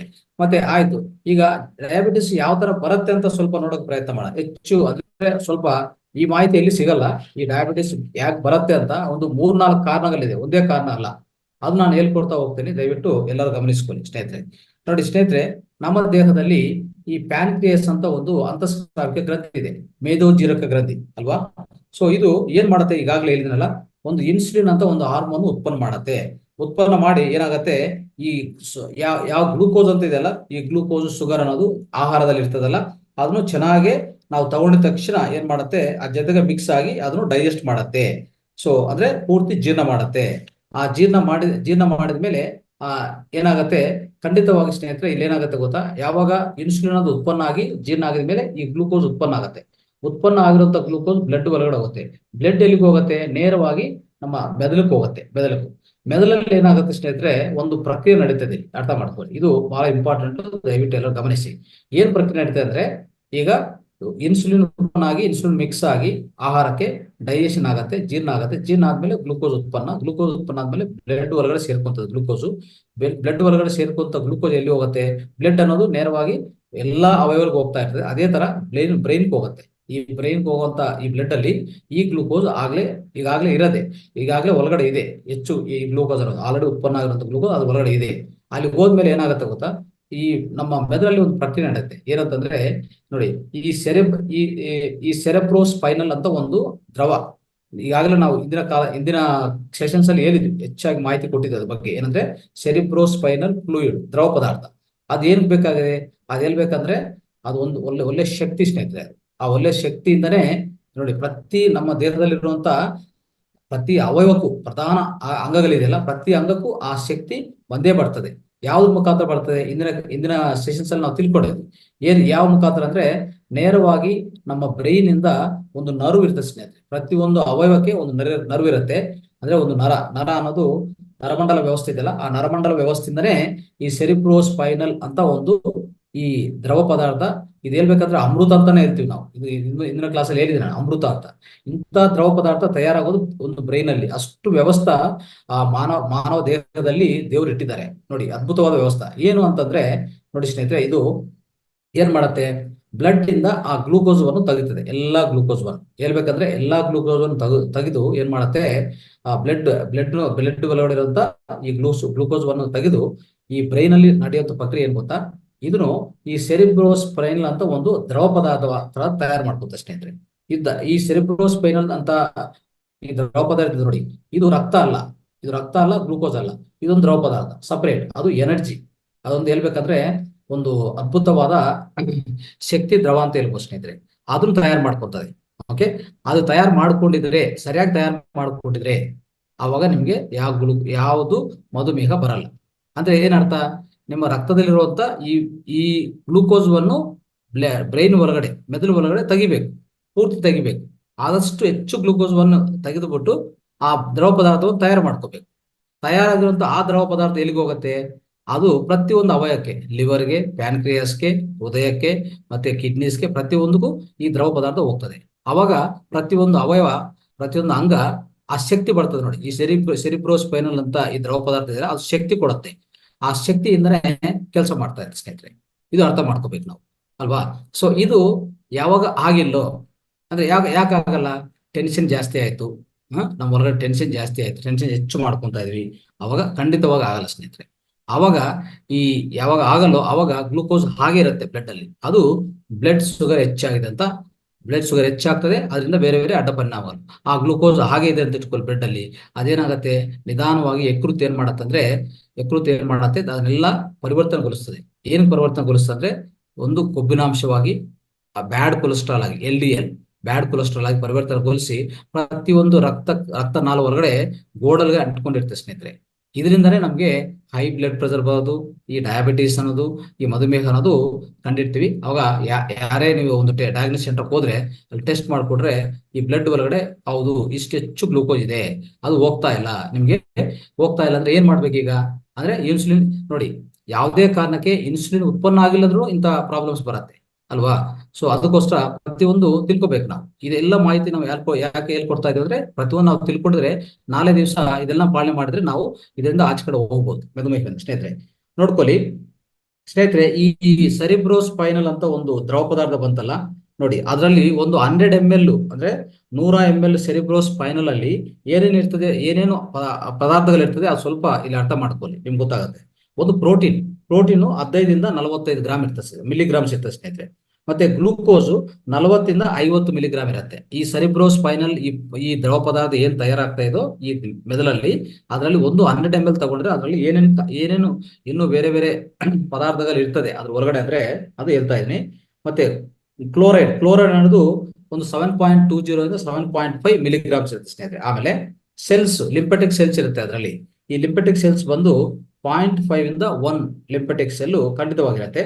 ಅಂದ್ರೆ ಇಲ್ಲೇನಂದ್ರೆ ಒಂದು 5.5 ಗಂಟದಲ್ಲಿ ಸ್ನೇಹಿತರೆ, 5.5 ಗಂಟದಲ್ಲಿ ಹೇಳ್ಬೇಕಂದ್ರೆ 545 ml ಸೆರಿಬ್ರೋಸ್ಪೈನಲ್ ತಯಾರಾಗುತ್ತೆ ಪ್ರತಿ ಸಾರಿ ನಮ್ಮ ದೇಹದಲ್ಲಿ. ಅದರಲ್ಲಿ ಖಂಡಿತವಾಗಿ 200 ರಿಂದ 250 ml ಗ್ಲೂಕೋಸು ಅದರಲ್ಲಿ ಸೇರ್ಕೊಂಡಿರ್ತದೆ ಸ್ನೇಹಿತರೆ. ಅಷ್ಟು ಗ್ಲೂಕೋಸ್ ವನ್ನು ಅದರಲ್ಲಿ ಇರ್ತದೆ. ಇದು 24 ಗಂಟೆದಲ್ಲಿ ಆಗುವಂತ ಕೆಲಸ. ಅಂದ್ರೆ 24 ಗಂಟೆದಲ್ಲಿ ನೋಡಿ, 24 ಗಂಟೆ ಒಂದು 24 ಅವರ್ಸ್ ನಮ್ಮ ದೇಹದಲ್ಲಿ ಈ ಪ್ರತಿ ಪ್ರತಿ 5.5 ಗಂಟೆಗೆ ಈ ಈ ಸೆರಿಬ್ರೋಸ್ಪೈನಲ್ ಅಂತ ಈ ದ್ರವ ಪದಾರ್ಥ ತಯಾರಾಗ್ತಾನೆ ಇರ್ತದೆ. ಆ ತಯಾರಾಗಿರುವಂತ ದ್ರವ ಪದಾರ್ಥದಲ್ಲಿ ಏನೇನು ಇರ್ತದೆ ಅಂತ ನಾನು ಹೇಳಿದ್ದೀನಿ. ಪ್ರೋಟೀನು, ಗ್ಲೂಕೋಸು, ಕ್ಲೋರೈಡು ಮತ್ತೆ ಲಿಂಪೆಟಿಕ್ ಸೆಲ್ಸ್ ಅಂತ ಹೇಳಿದ್ದೀನಿ. ಸೊ ಇದು ತಯಾರಾಗ್ತಾ ಇದ್ರೆ ಅವಾಗ ನಿಮ್ಗೆ ಯಾವುದು ತೊಂದರೆ ಬರಲ್ಲ. ಅವಾಗ ಈ ಸೆರಿಬ್ರೋಸ್ಪೈನಲ್ ಅಂತ ಈ ದ್ರವ ಪದಾರ್ಥ ಇದೆಲ್ಲ ದೇಹದಲ್ಲಿ ಈ ನಮ್ಮ ನರಮಂಡಲ ವ್ಯವಸ್ಥೆ, ಕೇಂದ್ರ ನರಮಂಡಲ ವ್ಯವಸ್ಥೆಯಿಂದ ಎಲ್ಲಾ ಅವಯವಗಳಿಗೆ ಹೋಗಿ ಅದಕ್ಕೆ ಬೇಕಾಗಿರೋ ಪ್ರತಿ ಅವಯವಕ್ಕೆ ಬೇಕಾಗಿರೋ ಶಕ್ತಿನ ಕೊಡ್ತಾ ಇರ್ತದೆ ಸ್ನೇಹಿತರೆ. ಈ ದ್ರವ ಪದಾರ್ಥ ಅನ್ನೋದು ತುಂಬಾ ಪ್ರಾಧಾನ್ಯತೆ ಇರೋದು. ಇದು ಯಾರಿಗೂ ಗೊತ್ತಿಲ್ಲ ಅಂತ ವಿಷಯ. ಇದು ನಾವು ಸರಿಯಾಗಿ ಅರ್ಥ ಮಾಡ್ಕೋಬೇಕು. ಓಕೆ, ಯಾವ್ದು ಡಾಕ್ಟರ್ಸ್ನು ಇದೆಲ್ಲ ಹೇಳಕ್ ಹೋಗಲ್ಲ, ಯಾಕಂದ್ರೆ ಅವ್ರಿಗೂ ಸ್ವಲ್ಪ ಗೊತ್ತಿರ್ತದೆ, ಸ್ವಲ್ಪ ಗೊತ್ತಿಲ್ಲ ಅಲ್ವಾ. ಖಂಡಿತವಾಗಿ ನಾವು ಅರ್ಥ ಮಾಡ್ಕೊತಾ ಇದೀವಿ. ಈ ಸೆರಿಬ್ರೋಸ್ಪೈನಲ್ ಅಂತ ಈ ದ್ರವ ಪದಾರ್ಥ ಸರಿಯಾಗಿ ಉತ್ಪನ್ನ ಆಗ್ಬೇಕು ನಮ್ಮ ಬ್ರೈನ್ ಅಲ್ಲಿ. ಅದು ಅದು ಉತ್ಪನ್ನ ಆಗುವಾಗ ಅದು ಏನ್ ಮಾಡತ್ತೆ, ಗ್ಲೂಕೋಸ್ ಅನ್ನೋದು ಏನಿದೆಯೋ ರಕ್ತದಲ್ಲಿ ಎಲ್ಲ ತೆಗೆದುಕೊಂಡು ಎಲ್ಲ ಖಾಲಿ ಮಾಡ್ತದೆ. ಆದಷ್ಟು ಖಾಲಿ ಮಾಡ್ತದೆ. ಖಾಲಿ ಮಾಡಿ ಸೆರಿಬ್ರೋಸ್ಪೈನಲ್ ಅಂತ ಫ್ಲೂಯಿಡ್ ತಯಾರಾಗತ್ತೆ. ಅದು ಆಗಿದ್ರೆ ಕರೆಕ್ಟ್ ಆಗಿ ಎಲ್ಲ ನಮ್ಮ ದೇಹದಲ್ಲಿ ಪ್ರತಿಯೊಂದು ಅಂಗ ಸರಿಯಾದ ಕೆಲಸ ಮಾಡ್ತಾ ಹೋಗ್ತದೆ. ಪ್ರತಿ ಅಂಗಕ್ಕೆ ಬೇಕಾಗಿರುವಂತ ಈ ಸೆರಿಬ್ರೋಸ್ಪೈನಲ್ ದ್ರವ ಪದಾರ್ಥ ಎಷ್ಟು ಶಕ್ತಿ ಬೇಕೋ ಅಷ್ಟು ಶಕ್ತಿ ಪ್ರತಿ ಅಂಗ ಕೊಡ್ತಾ ಇರ್ತದೆ ಸ್ನೇಹಿತರೆ. ಅದ್ ಮುಖಾಂತರ ಶಕ್ತಿ ಬರೋದು. ಈ ದ್ರವ ಪದಾರ್ಥ ಶಕ್ತಿ ಕೊಡೋದು ಪ್ರತಿ ಅಂಗಕ್ಕೆ, ಅರ್ಥ ಮಾಡ್ಕೊಳ್ಳಿ. ಆಮೇಲೆ ಯಾಕೆ ಈ ಸೆರಿಬ್ರೋಸ್ಪೈನಲ್ ಈ ದ್ರವ ಪದಾರ್ಥ ಸರಿಯಾಗಿ ತಯಾರಾಗಲ್ಲ, ಈ ಗ್ಲೂಕೋಸ್ ನಮ್ಮ ದೇಹ ರಕ್ತದಿಂದ ಸರಿಯಾಗಿ ಪೂರ್ತಿ ಅಬ್ಸಾರ್ವ್ ಮಾಡಕ್ಕಾಗಲ್ಲ ಅಂತಂದ್ರೆ, ಖಂಡಿತವಾಗಿ ಈಗಾಗಲೇ ಹೇಳ್ಕೊಂಡಿದ್ದಲ್ಲ, ಟೆನ್ಷನ್, ಹೈ ಬ್ಲಡ್ ಪ್ರೆಷರ್ ಯಾರಿಗಿದೆಯೋ ಅವ್ರಿಗೂ ಇಂಥ ಸಮಸ್ಯೆಗಳು ಬರ್ತದೆ ಸ್ನೇಹಿತರೆ. ಅಂದ್ರೆ ಏನಾಗುತ್ತೆ ಗೊತ್ತಾ, ಯಾವುದೇ ಸಮಯದಲ್ಲಿ ಸ್ನೇಹಿತರೆ ನಾರ್ಮಲ್ ಆಗಿ ನಮ್ಮ ದೇಹದಲ್ಲಿ ರಕ್ತ ಒಳಗಡೆ 1.2% ಗ್ಲೂಕೋಸ್, ಅಂದ್ರೆ 2% ಅಂತ ಹೇಳಿರಲ್ಲ, ಅದಕ್ಕಿಂತ ಕಡಿಮೆ 1.2% ಗ್ಲೂಕೋಸ್ ಇದೆ ಅಂತ ಇಟ್ಕೊಳ್ಳಿ ರಕ್ತದಲ್ಲಿ. ಅದು ನಾರ್ಮಲ್ ಅಂತಾನೆ ಕನ್ಸಿಡರ್ ಮಾಡ್ತೀವಿ, ನಾರ್ಮಲ್ ಅಂತಾನೆ ಹೇಳ್ತೀವಿ. ನಾರ್ಮಲ್ ಅಂತ ಹೇಳ್ತೀವಿ. ಸೊ ಅದಕ್ಕಿಂತ ಅಂದ್ರೆ ಅವಾಗ ಏನಾಗುತ್ತೆ, ಖಂಡಿತವಾಗಿ ಓಕೆ ಆಗುತ್ತೆ, ಅದೇನು ತೊಂದರೆ ಇಲ್ಲ. ಆದ್ರೆ ಅದು ಏನಾದ್ರೂ ಸೇರಿ 2% ಹೋಗಿದೆ ಅಂತ ಇಟ್ಕೊಳ್ಳಿ ಸ್ನೇಹಿತರೆ, 2% ಹೋಗಿದೆ ಅಂತ ಇಟ್ಕೊಳ್ಳಿ, ಟೆಸ್ಟ್ ಮಾಡ್ತಾರೆ. ಟೆಸ್ಟ್ ಮಾಡುವಾಗ ಅದು 2% ಇದೆ ಅಂತ ಅರ್ಥ ಆಯ್ತಂದ್ರೆ ಆ ಗ್ಲೂಕೋಸ್ ಸರಿಯಾಗ ಅದು ಮೆದುಳಲ್ಲಿ ಈ ದ್ರವ ಪದಾರ್ಥ ಸರಿಯಾಗಿ ಆಗ್ತಾ ಇಲ್ಲ, ಆ ಗ್ಲೂಕೋಸ್ ಸರಿಯಾಗಿ ತೆಗೆದಾಗ್ತಾ ಇಲ್ಲ ಅದರಿಂದ ರಕ್ತದಿಂದ. ಅವಾಗ ನಮ್ಗೆ ಈ ಡಯಾಬಿಟಿಸ್ ಅನ್ನೋದು ಬರ್ತದೆ ಸ್ನೇಹಿತರೆ. ಅವಾಗ ಏನಾಗತ್ತೆ ನೋಡಿ, ಸ್ವಲ್ಪ ಜನಕ್ಕೆ ನೋಡ್ತಾ ಇರ್ತೀವಲ್ಲ, ಟೆಸ್ಟ್ ಮಾಡುವಾಗ, ಬ್ಲಡ್ ಟೆಸ್ಟ್ ಮಾಡುವಾಗ ಅವ್ರಿಗೆ 1.5 ಇಂದ 5% ವರೆಗೆ ಇರ್ತದೆ, 5% ಹೋಗುತ್ತೆ ಈ ಗ್ಲೂಕೋಸ್ ಪರ್ಸೆಂಟೇಜ್. ಅವಾಗ ಖಂಡಿತವಾಗಿ ಡಯಾಬಿಟಿಸ್ ಆಗುತ್ತೆ ಸ್ನೇಹಿತರೆ. ಸೊ ಈ ತರ ಅಂದ್ರೆ ನೀವು ಫಾಸ್ಟಿಂಗ್ ಮುಂಚೆ, ಫಾಸ್ಟಿಂಗ್ ಆದ್ಮೇಲೆ 2 ಸಲ ಟೆಸ್ಟ್ ಮಾಡ್ಕೊಂಡಿದ್ರು ಯಾವಾಗಲೂ 1.2% ಇದ್ರೆ ನಾರ್ಮಲ್. ಅದು 2% ವರೆಗೆ ಬರ್ತಾ ಇದೆ ಅಂದ್ರೆ, 2% ದಾಟ್ತಾ ಇದೆ ಅಂದ್ರೆ ಖಂಡಿತವಾಗಿ ಅದು ಗ್ಲೂಕೋಸ್ ಅಂದ್ರೆ ಡಯಾಬಿಟಿಸ್ ಅಂತ ಬಂದಿದೆ ಅಂತ ಅರ್ಥ ಮಾಡ್ಕೋಬೇಕು ಸ್ನೇಹಿತರೆ. ಇದು ಸೊ ಸಾಧಾರಣವಾಗಿ ಯಾವಾಗ ಇದು ನಾವು ಕಂಡಿಡ್ತೀವೋ, ಈ ಗ್ಲೂಕೋಸ್ ಪರ್ಸೆಂಟೇಜ್ 2% ಅಂದ್ಮೇಲೆ ಈ ರಕ್ತದಲ್ಲಿ ಇಮಿಡಿಯೇಟ್ ನಾವು ಅರ್ಥ ಮಾಡ್ಕೋಬೇಕಾದ್ರೆ ತಕ್ಷಣವೇ ನಮ್ಮ ಯೂರಿನ್ ಒಳಗಡೆ ಸ್ನೇಹಿತರೆ, ಇದು ಎಲ್ಲಿ ಕಂಡಿಡ್ಬೋದು ಅಂದ್ರೆ ಯೂರಿನ್ ಅಲ್ಲಿ ಈ ಶುಗರ್ ಅನ್ನೋದು ಕಾಣಿಸ್ತಾ ಇರ್ತದೆ ಸ್ನೇಹಿತರೆ. ಖಂಡಿತವಾಗಿ ಯಾವಾಗ ಬ್ಲಡ್ ಶುಗರ್ ಹೆಚ್ಚಾಗಿದೆ, ಈಗಾಗಲೇ ಡಯಾಬಿಟಿಕ್ ಆಗಿದೆ ಅಂದ್ರೆ ಈ ನಿಮ್ಮ ಯೂರಿನ್ ಟೆಸ್ಟ್ ಮಾಡಿದ್ರೆ ಅದರಲ್ಲೂ ಶುಗರ್ ಅನ್ನೋದು ಕಾಣಿಸ್ತಾ ಇರ್ತದೆ. ಇದು ನಾವು ಅರ್ಥ ಮಾಡ್ಕೋಬೇಕು. ಇದು ಈಗ ಹೇಳಿರುವಂತದ್ದು ಪ್ರಧಾನ ಕಾರಣ. ಯಾವುದು ನಾವು ಈಗ ಹೇಳಿದ್ವಲ್ಲ, ಇದು ಒಂದನೇ ಕಾರಣ ಈ ಡಯಾಬಿಟಿಸ್ ಬರೋದಕ್ಕೆ. ಯಾವುದು, ಈ ಯಾರಾದ್ರೂ ಹೆಚ್ಚು ಹೈ ಟೆನ್ಷನ್, ಹೆಚ್ಚು BP ಇಂತ ಇರೋರಿಗೆ ಖಂಡಿತವಾಗಿ ಈ ಗ್ಲೂಕೋಸ್ನು ಪೂರ್ತಿ ರಕ್ತದಲ್ಲಿ ಇರುವಂತ ಗ್ಲೂಕೋಸ್ನು ಮೆದುಳಲ್ಲಿ ಪೂರ್ತಿ ತೆಗೆದಕ್ಕಾಗಲ್ಲ. ಅವಾಗ ಹಾಗೆ ಇರ್ತದೆ, ರಕ್ತದಲ್ಲಿ ಹಾಗೆ ಇರ್ತದೆ ಆ ಗ್ಲೂಕೋಸು. ಅದರಿಂದ ಈ ಡಯಾಬಿಟಿಸ್ ಬರ್ತಷ್ಟೇ. ಈಗ ಎರಡನೇ ರೀಸನ್ ನೋಡೋಣ ಸ್ನೇಹಿತರೆ.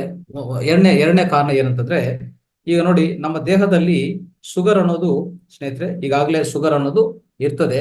ಆ ಶುಗರು ಸರಿಯಾಗಿ ಅಂದ್ರೆ ನಾವು ಈ ಶುಗರ್ ಅನ್ನೋದು ಹೆಚ್ಚು ನಾವು ಶುಗರ್ ತಗೊಂತಾ ಅಂತ ಇಟ್ಕೊಳ್ಳಿ, ಶುಗರ್ ಪದಾರ್ಥಗಳು, ಶುಗರ್ ಸ್ವೀಟ್ಗಳು ಹೆಚ್ಚು ತಗೋತಾ ಅಂತ ಇಟ್ಕೊಳ್ಳಿ.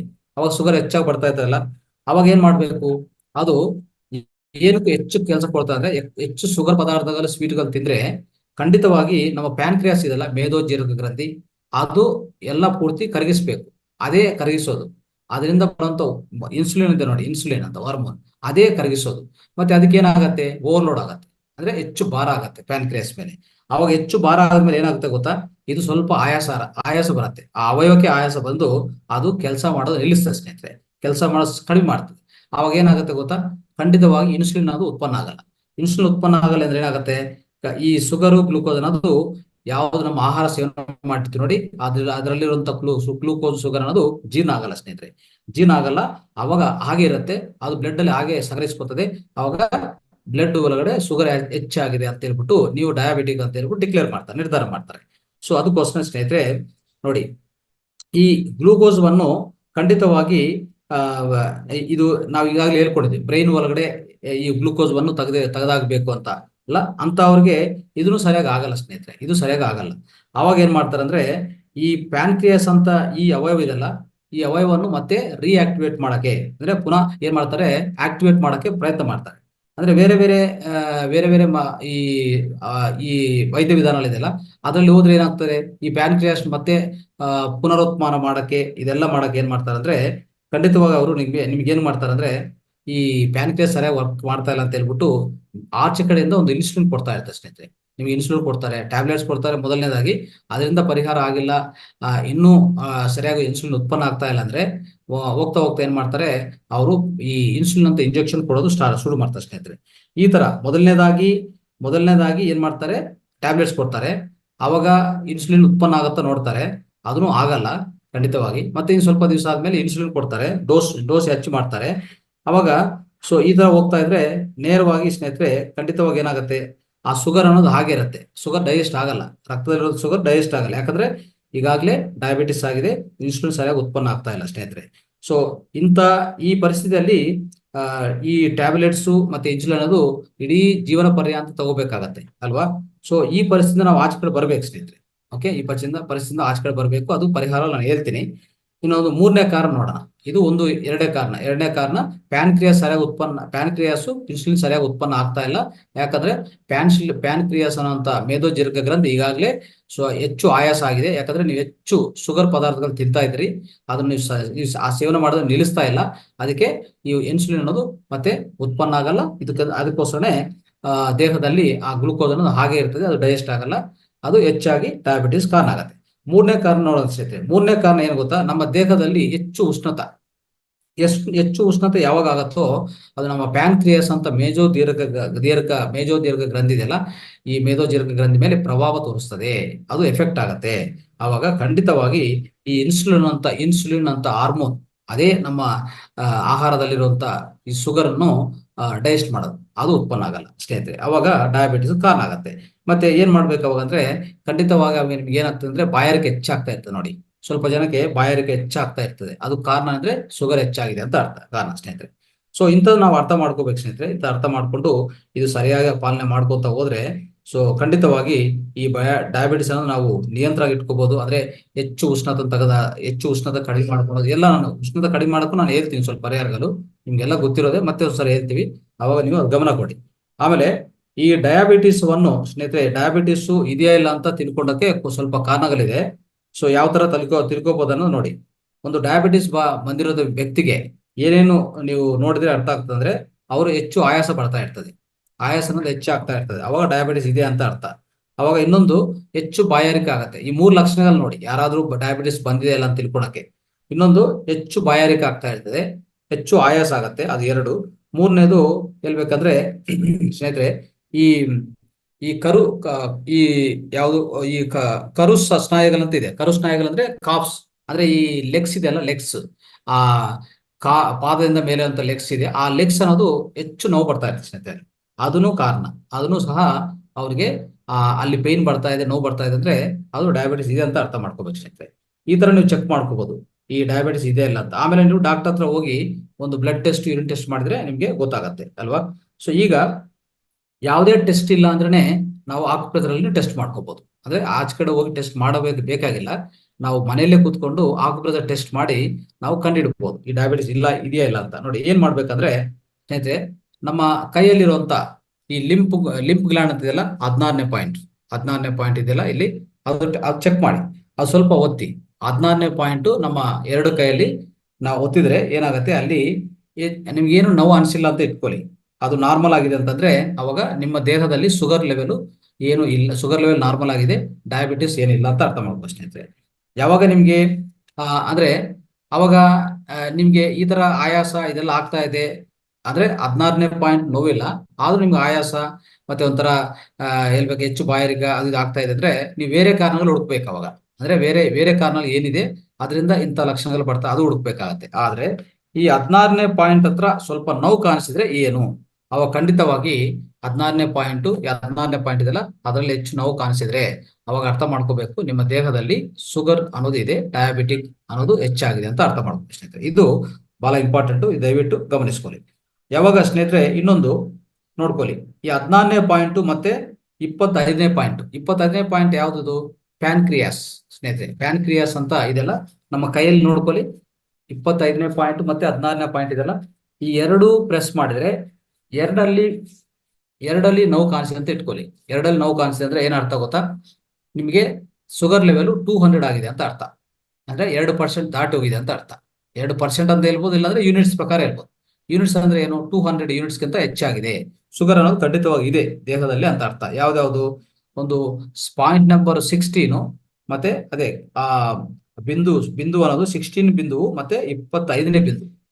ಪಾಯಿಂಟ್ ನಂಬರ್ 16, ಪಾಯಿಂಟ್ ನಂಬರ್ 25 ಅಲ್ಲಿ ಹೆಚ್ಚು ನೋವು ಕಾಣಿಸ್ಕೊಂಡಿದ್ರೆ ನೀವು ಒತ್ತುವಾಗ ಖಂಡಿತವಾಗಿ ನಿಮ್ಗೆ ಶುಗರ್ ಅನ್ನೋದು, ಡಯಾಬಿಟಿಸ್ ಅನ್ನೋದು ಆಗಿದೆ ಅಂತ ಅರ್ಥ ಸ್ನೇಹಿತರೆ. ಇದು ಅರ್ಥ ಮಾಡ್ಕೊಳ್ಳಿ.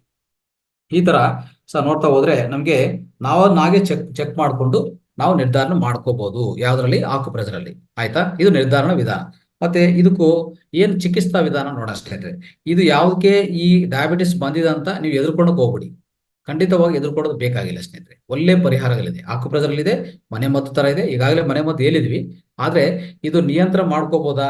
ಇದು ನಾವು ಇಡೀ ಜೀವನ ಪರ್ಯಾಂತ ನಾವು ಟ್ಯಾಬ್ಲೆಟ್ಗಳ ಸೇವನೆ ಮಾಡ್ಬೇಕಂದ್ರೆ ಖಂಡಿತವಾಗಿಲ್ಲ ಸ್ನೇಹಿತರೆ. ಇದು ಜೀವನ ಶೈಲಿ ರೋಗ. ಅದಕ್ಕೋಸ್ಕರ ವೇಗವಂತವಾಗಿ ನಾವು ಗುಣ ಮಾಡ್ಕೋಬಹುದು. ಒಂದು 35-40 ದಿನ ಅಷ್ಟೇ.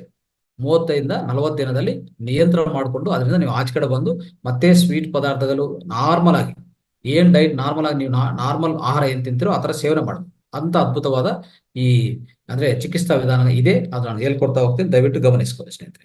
ಈಗ ನೋಡ್ಕೊಳ್ಳಿ ಸ್ನೇಹಿತರೆ, ಈ ತರ ಏನ್ ಮಾಡ್ಬೇಕು? ಮೊದಲನೇದಾಗಿ ಏನ್ ಮಾಡ್ಬೇಕಂದ್ರೆ ಈ ಡಯಾಬಿಟಿಸ್ ನಾನು ಹೋಗಲಾಡಿಸ್ಬೇಕಂದ್ರೆ ಖಂಡಿತವಾಗಿ ನಮ್ಮ ದೇಹದಿಂದ ಹೋಗಲಾಡಿಸ್ಬೇಕಂದ್ರೆ ಮೊದಲನೇದು ನಿಮ್ಮ ಟೆನ್ಷನ್ ಕಡಿಮೆ ಮಾಡ್ಕೊಳ್ಳಿ.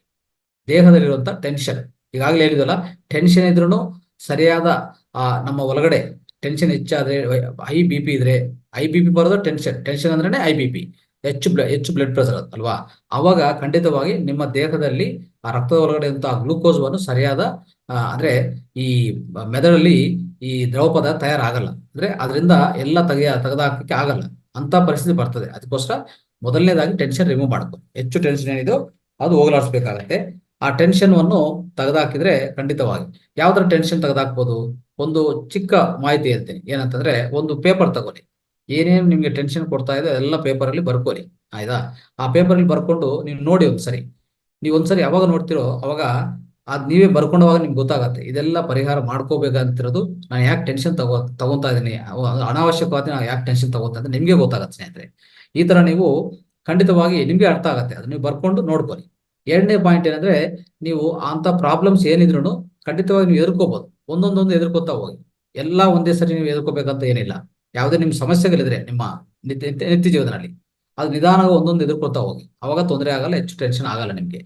ಮೂರನೇದು ಸ್ನೇಹಿತರೆ ಏನಾಗತ್ತಂದ್ರೆ, ಈ ಪ್ರಾಬ್ಲಮ್ಗಳಿದೆ ನೋಡಿ, ಎಲ್ಲಾ ಪ್ರಾಬ್ಲಮ್ಗಳನ್ನು ಸೇರಿ ಒಂದು ಪೇಪರ್ ಅಲ್ಲಿ ಬರ್ಕೊಂಡು ಯಾವುದೇ ನೀವು ಧ್ಯಾನ ಮಾಡಕ್ ಮುಂಚೆ ಒಂದ್ ಕಡೆ ಇಟ್ಕೊಳ್ಳಿ. ಎಲ್ಲಾ ಪ್ರಾಬ್ಲಮ್ಗಳು ಒಂದ್ ಕಡೆ ಬರ್ಕೊಂಡು ಒಂದು ಸಂಕಲ್ಪ ಮಾಡ್ಕೊಳ್ಳಿ. ಇಂಥ ಪ್ರಾಬ್ಲಮ್ಸ್ ಎಲ್ಲ ಇದೆ, ಏನೇನು ಸಮಸ್ಯೆ ಇಲ್ಲ, ನಾನು ಇದ್ರೆಲ್ಲದಿಂದ ಆಚೆ ಕಡೆ ಬರಬೇಕು ಅಂತ ನೀಟಾಗಿ ಬರ್ಕೊಳ್ಳಿ. ಮತ್ತೆ ಅದ್ರ ಮೇಲೆ ಒಂದು ಸಂಕಲ್ಪ ಮಾಡ್ಕೊಳ್ಳಿ. ಆಮೇಲೆ ಧ್ಯಾನ ಮಾಡ್ತಾ ಹೋಗಿ. ಇನ್ ಸ್ವಲ್ಪ ಜನ ಧ್ಯಾನ ಮಾಡಿಲ್ಲ, ಈ ದೇವ್ರ ಹತ್ರ ಇದೆಲ್ಲ ಚೀಟಿ ಬರ್ಕೊಂಡು ದೇವ್ರ ಮುಂದೆ ಇಟ್ಟು ಅವ್ರ ಮೇಲೆ ಪೂರ್ತಿ ನಂಬಿಕೆ ಇಟ್ಕೊಂಡು ನಿಮ್ಮ ಜೀವನ ಮುಂದಕ್ಕೆ ನಡೆಸ್ಕೊಳ್ಳಿ. ಅವಾಗ ಸ್ವಲ್ಪ ಸ್ವಲ್ಪ ಆದ್ಮೇಲೆ ಅಂದ್ರೆ ಒಂದು ವಾರ ಆಗ್ಬೋದು, ಇನ್ನು 2 ವಾರ ಆಗ್ಬೋದು, ಅದೆಲ್ಲದಕ್ಕೂ ಪರಿಹಾರ ಸಿಗುತ್ತೆ ಸ್ನೇಹಿತರೆ. ನಂಬಿಕೆನೇ ಇಂಪಾರ್ಟೆಂಟ್ ಸ್ನೇಹಿತರೆ. ಸೊ ಜೀಸಸ್ ಹೇಳ್ತಾರೆ, ನಿಮ್ಮ ನಂಬಿಕೆನೇ ನಿಮ್ನು ವಾಸಿ ಮಾಡಿದೆ, ನಾವು ವಾಸಿ ಮಾಡಿಲ್ಲ ಅಂತ ಹೇಳ್ತಾರ. ನಾನು ಗುಣಪಡಿಸಿಲ್ಲ ನಿಮ್ಮ ವ್ಯಾಧಿನು, ನಿಮ್ಮ ನಂಬಿಕೆನೇ ನಿಮ್ಗೆ ಗುಣಪಡಿಸಿದೆ ಅಂತ ಜೀಸಸ್ ಕ್ರೈಸ್ಟ್ ಹೇಳ್ತಾ ಇರ್ತಾರೆ. ಅರ್ಥ ಮಾಡ್ಕೊಳ್ಳಿ. ಅದೇ ತರ ಇದನ್ನು ಅಷ್ಟೇ ಸ್ನೇಹಿತರೆ. ಈ ಚೀಟಿಯಲ್ಲಿ ಬರ್ಕೊಳ್ಳಿ ಎಲ್ಲ ನಿಮ್ಮ ಸಮಸ್ಯೆಗಳು, ಟೆನ್ಷನ್ ಕೊಡ್ತಾ ಇರೋ ಸಮಸ್ಯೆಗಳು. ಈ ಟೆನ್ಷನ್ನೇ ಹೇಳ್ಬೇಕಂದ್ರೆ ಈಗಾಗಲೇ ಹೇಳಿದೀನಿ, ಟೆನ್ಷನ್ ಇಂದ ಹೇಗೆ ಡಯಾಬಿಟಿಸ್ ಬರುತ್ತೆ ಅಂತ ಅಲ್ವಾ? ಅದಕ್ಕೆ ಆ ಟೆನ್ಷನ್ನೇ ಪ್ರಧಾನ ಕಾರಣ. ಅದನ್ನು ತೆಗೆದಾಕ್ಬೇಕು ನಾವು ಮೊದಲನೇದಾಗಿ ಸ್ನೇಹಿತರೆ. ಮತ್ತೆ ಇನ್ನೊಂದು, ನಮ್ಗೆ ಹೆಚ್ಚು ಟೆನ್ಷನ್ ಇದೆಯಾ ಇಲ್ಲ ಅಂತ ತಿಳ್ಕೊಂಡಕ್ಕೆ ಇನ್ನೊಂದು ಕಾರಣ ಇದೆ, ಇನ್ನೊಂದು ಮಾರ್ಗ ಇದೆ ಯಾವ ತರ ತಿಳ್ಕೊಬೇಕಂತ. ನಿಮ್ಗೆ 2 ಪಾದಗಳಿದೆಲ್ಲ, 2 ಪಾದಗಳಲ್ಲಿ ಮಧ್ಯ ಬೆರಳಿದೆ ನೋಡಿ, ಮಧ್ಯ ಬೆರಳು ನೀವು ಪ್ರೆಸ್ ಮಾಡ್ತಾ ಇದ್ರೆ ಚೆನ್ನಾಗಿ ಪ್ರೆಸ್ ಮಾಡಿ. ಅದೇ ಮಧ್ಯ ಬೆರಳಿದೆಲ್ಲ 2 ಪಾದಗಳಲ್ಲಿ, ಆ ಮಧ್ಯ ಬೆರಳು ಪ್ರೆಸ್ ಮಾಡಿ. ಅಲ್ಲಿ ನೋವು ಕಾಣಿಸಿದ್ರೆ ಹೆಚ್ಚು, ಅವಾಗ ನಿಮ್ಗೆ ನರ್ವಸ್ ಟೆನ್ಷನ್ ಹೆಚ್ಚಾಗಿದೆ ಅಂತ ನೀವು ತಿಳ್ಕೊಬೇಕು ಸ್ನೇಹಿತರೆ. ಖಂಡಿತವಾಗಿ. ಸೊ ಅದು ಇನ್ನೊಂದೇನಂದ್ರೆ, ಆ ಪೇನು ತಟ್ಕೊಳಕ್ಕೆ ಆಗ್ತಾ ಇಲ್ಲ ಅಂತ ಇಟ್ಕೊಳ್ಳಿ, ಅಷ್ಟು ಪೇನ್ ಅನಿಸಿದೆ ಅಂತ ಇಟ್ಕೊಳ್ಳಿ, ನೀವು ಪ್ರೆಸ್ ಮಾಡುವಾಗ ಅದು ಖಂಡಿತವಾಗಿ ನಿಮ್ಗೆ ಯಾವುದೋ ಒಂದು ತೀವ್ರತರ ಸಮಸ್ಯೆಗಳು ಮುಂದಿನ ದಿವಸದಲ್ಲಿ ಬರುವಂತ ಅವಕಾಶ ಇದೆ ಅಂತ ಅರ್ಥ. ಅಂದ್ರೆ ಹೇಳ್ಬೇಕಂದ್ರೆ, ಸೊ ಆ ಮನುಷ್ಯ ಇನ್ನು ಸ್ವಲ್ಪ ದಿವಸದಲ್ಲೇ ಕೊಲ್ಯಾಪ್ಸ್ ಆಗ್ತಾನೆ, ಅಂದ್ರೆ ಅಂತ ಪರಿಸ್ಥಿತಿ ಇದೆ ಅಂತ ಅರ್ಥ ಮಾಡ್ಕೋಬೇಕು. ಇದು ಪ್ರಧಾನ ಸೂಚನೆ ದೇಹದಲ್ಲಿ ಸಿಗತ್ತೆ ನಿಮ್ಗೆ. ಆಯ್ತಾ? ಇದೆಲ್ಲ ನಾವು ಸ್ವಯಂ ಚಿಕಿತ್ಸವಾಗಿ ಸ್ವಯಂ ನಿರ್ಧಾರ ಮಾಡಕ್ಕೆ ಇದೆಲ್ಲ ಅಂಶಗಳು ದೇವರು ನಮ್ಮ ಈ ದೇಹ ಹೊರಗಡೆ ಎಲ್ಲ ಸೃಷ್ಟಿ ಮಾಡಿ ಇಟ್ಟಿದ್ದಾರೆ. ಅದು ನಾವು ದಯವಿಟ್ಟು ಪಾಲನೆ ಮಾಡ್ಬೇಕು ಸ್ನೇಹಿತರೆ. ಅವಾಗ ಇದು ನಾವು ಪರಿಹರಿಸ್ಕೋಬೇಕಂದ್ರೆ, ಇಂಥ ಟೆನ್ಷನ್ ಕಾಣಿಸ್ತಲ್ಲ, ಟೆನ್ಷನ್ ಇದೆ ಅಂತ ಅರ್ಥ ಆಯ್ತು, ಆ ಟೆನ್ಷನ್ ಇಂದನೇ ಡಯಾಬಿಟಿಸ್ ಬರೋಂತ ಅರ್ಥ ಆಯ್ತು.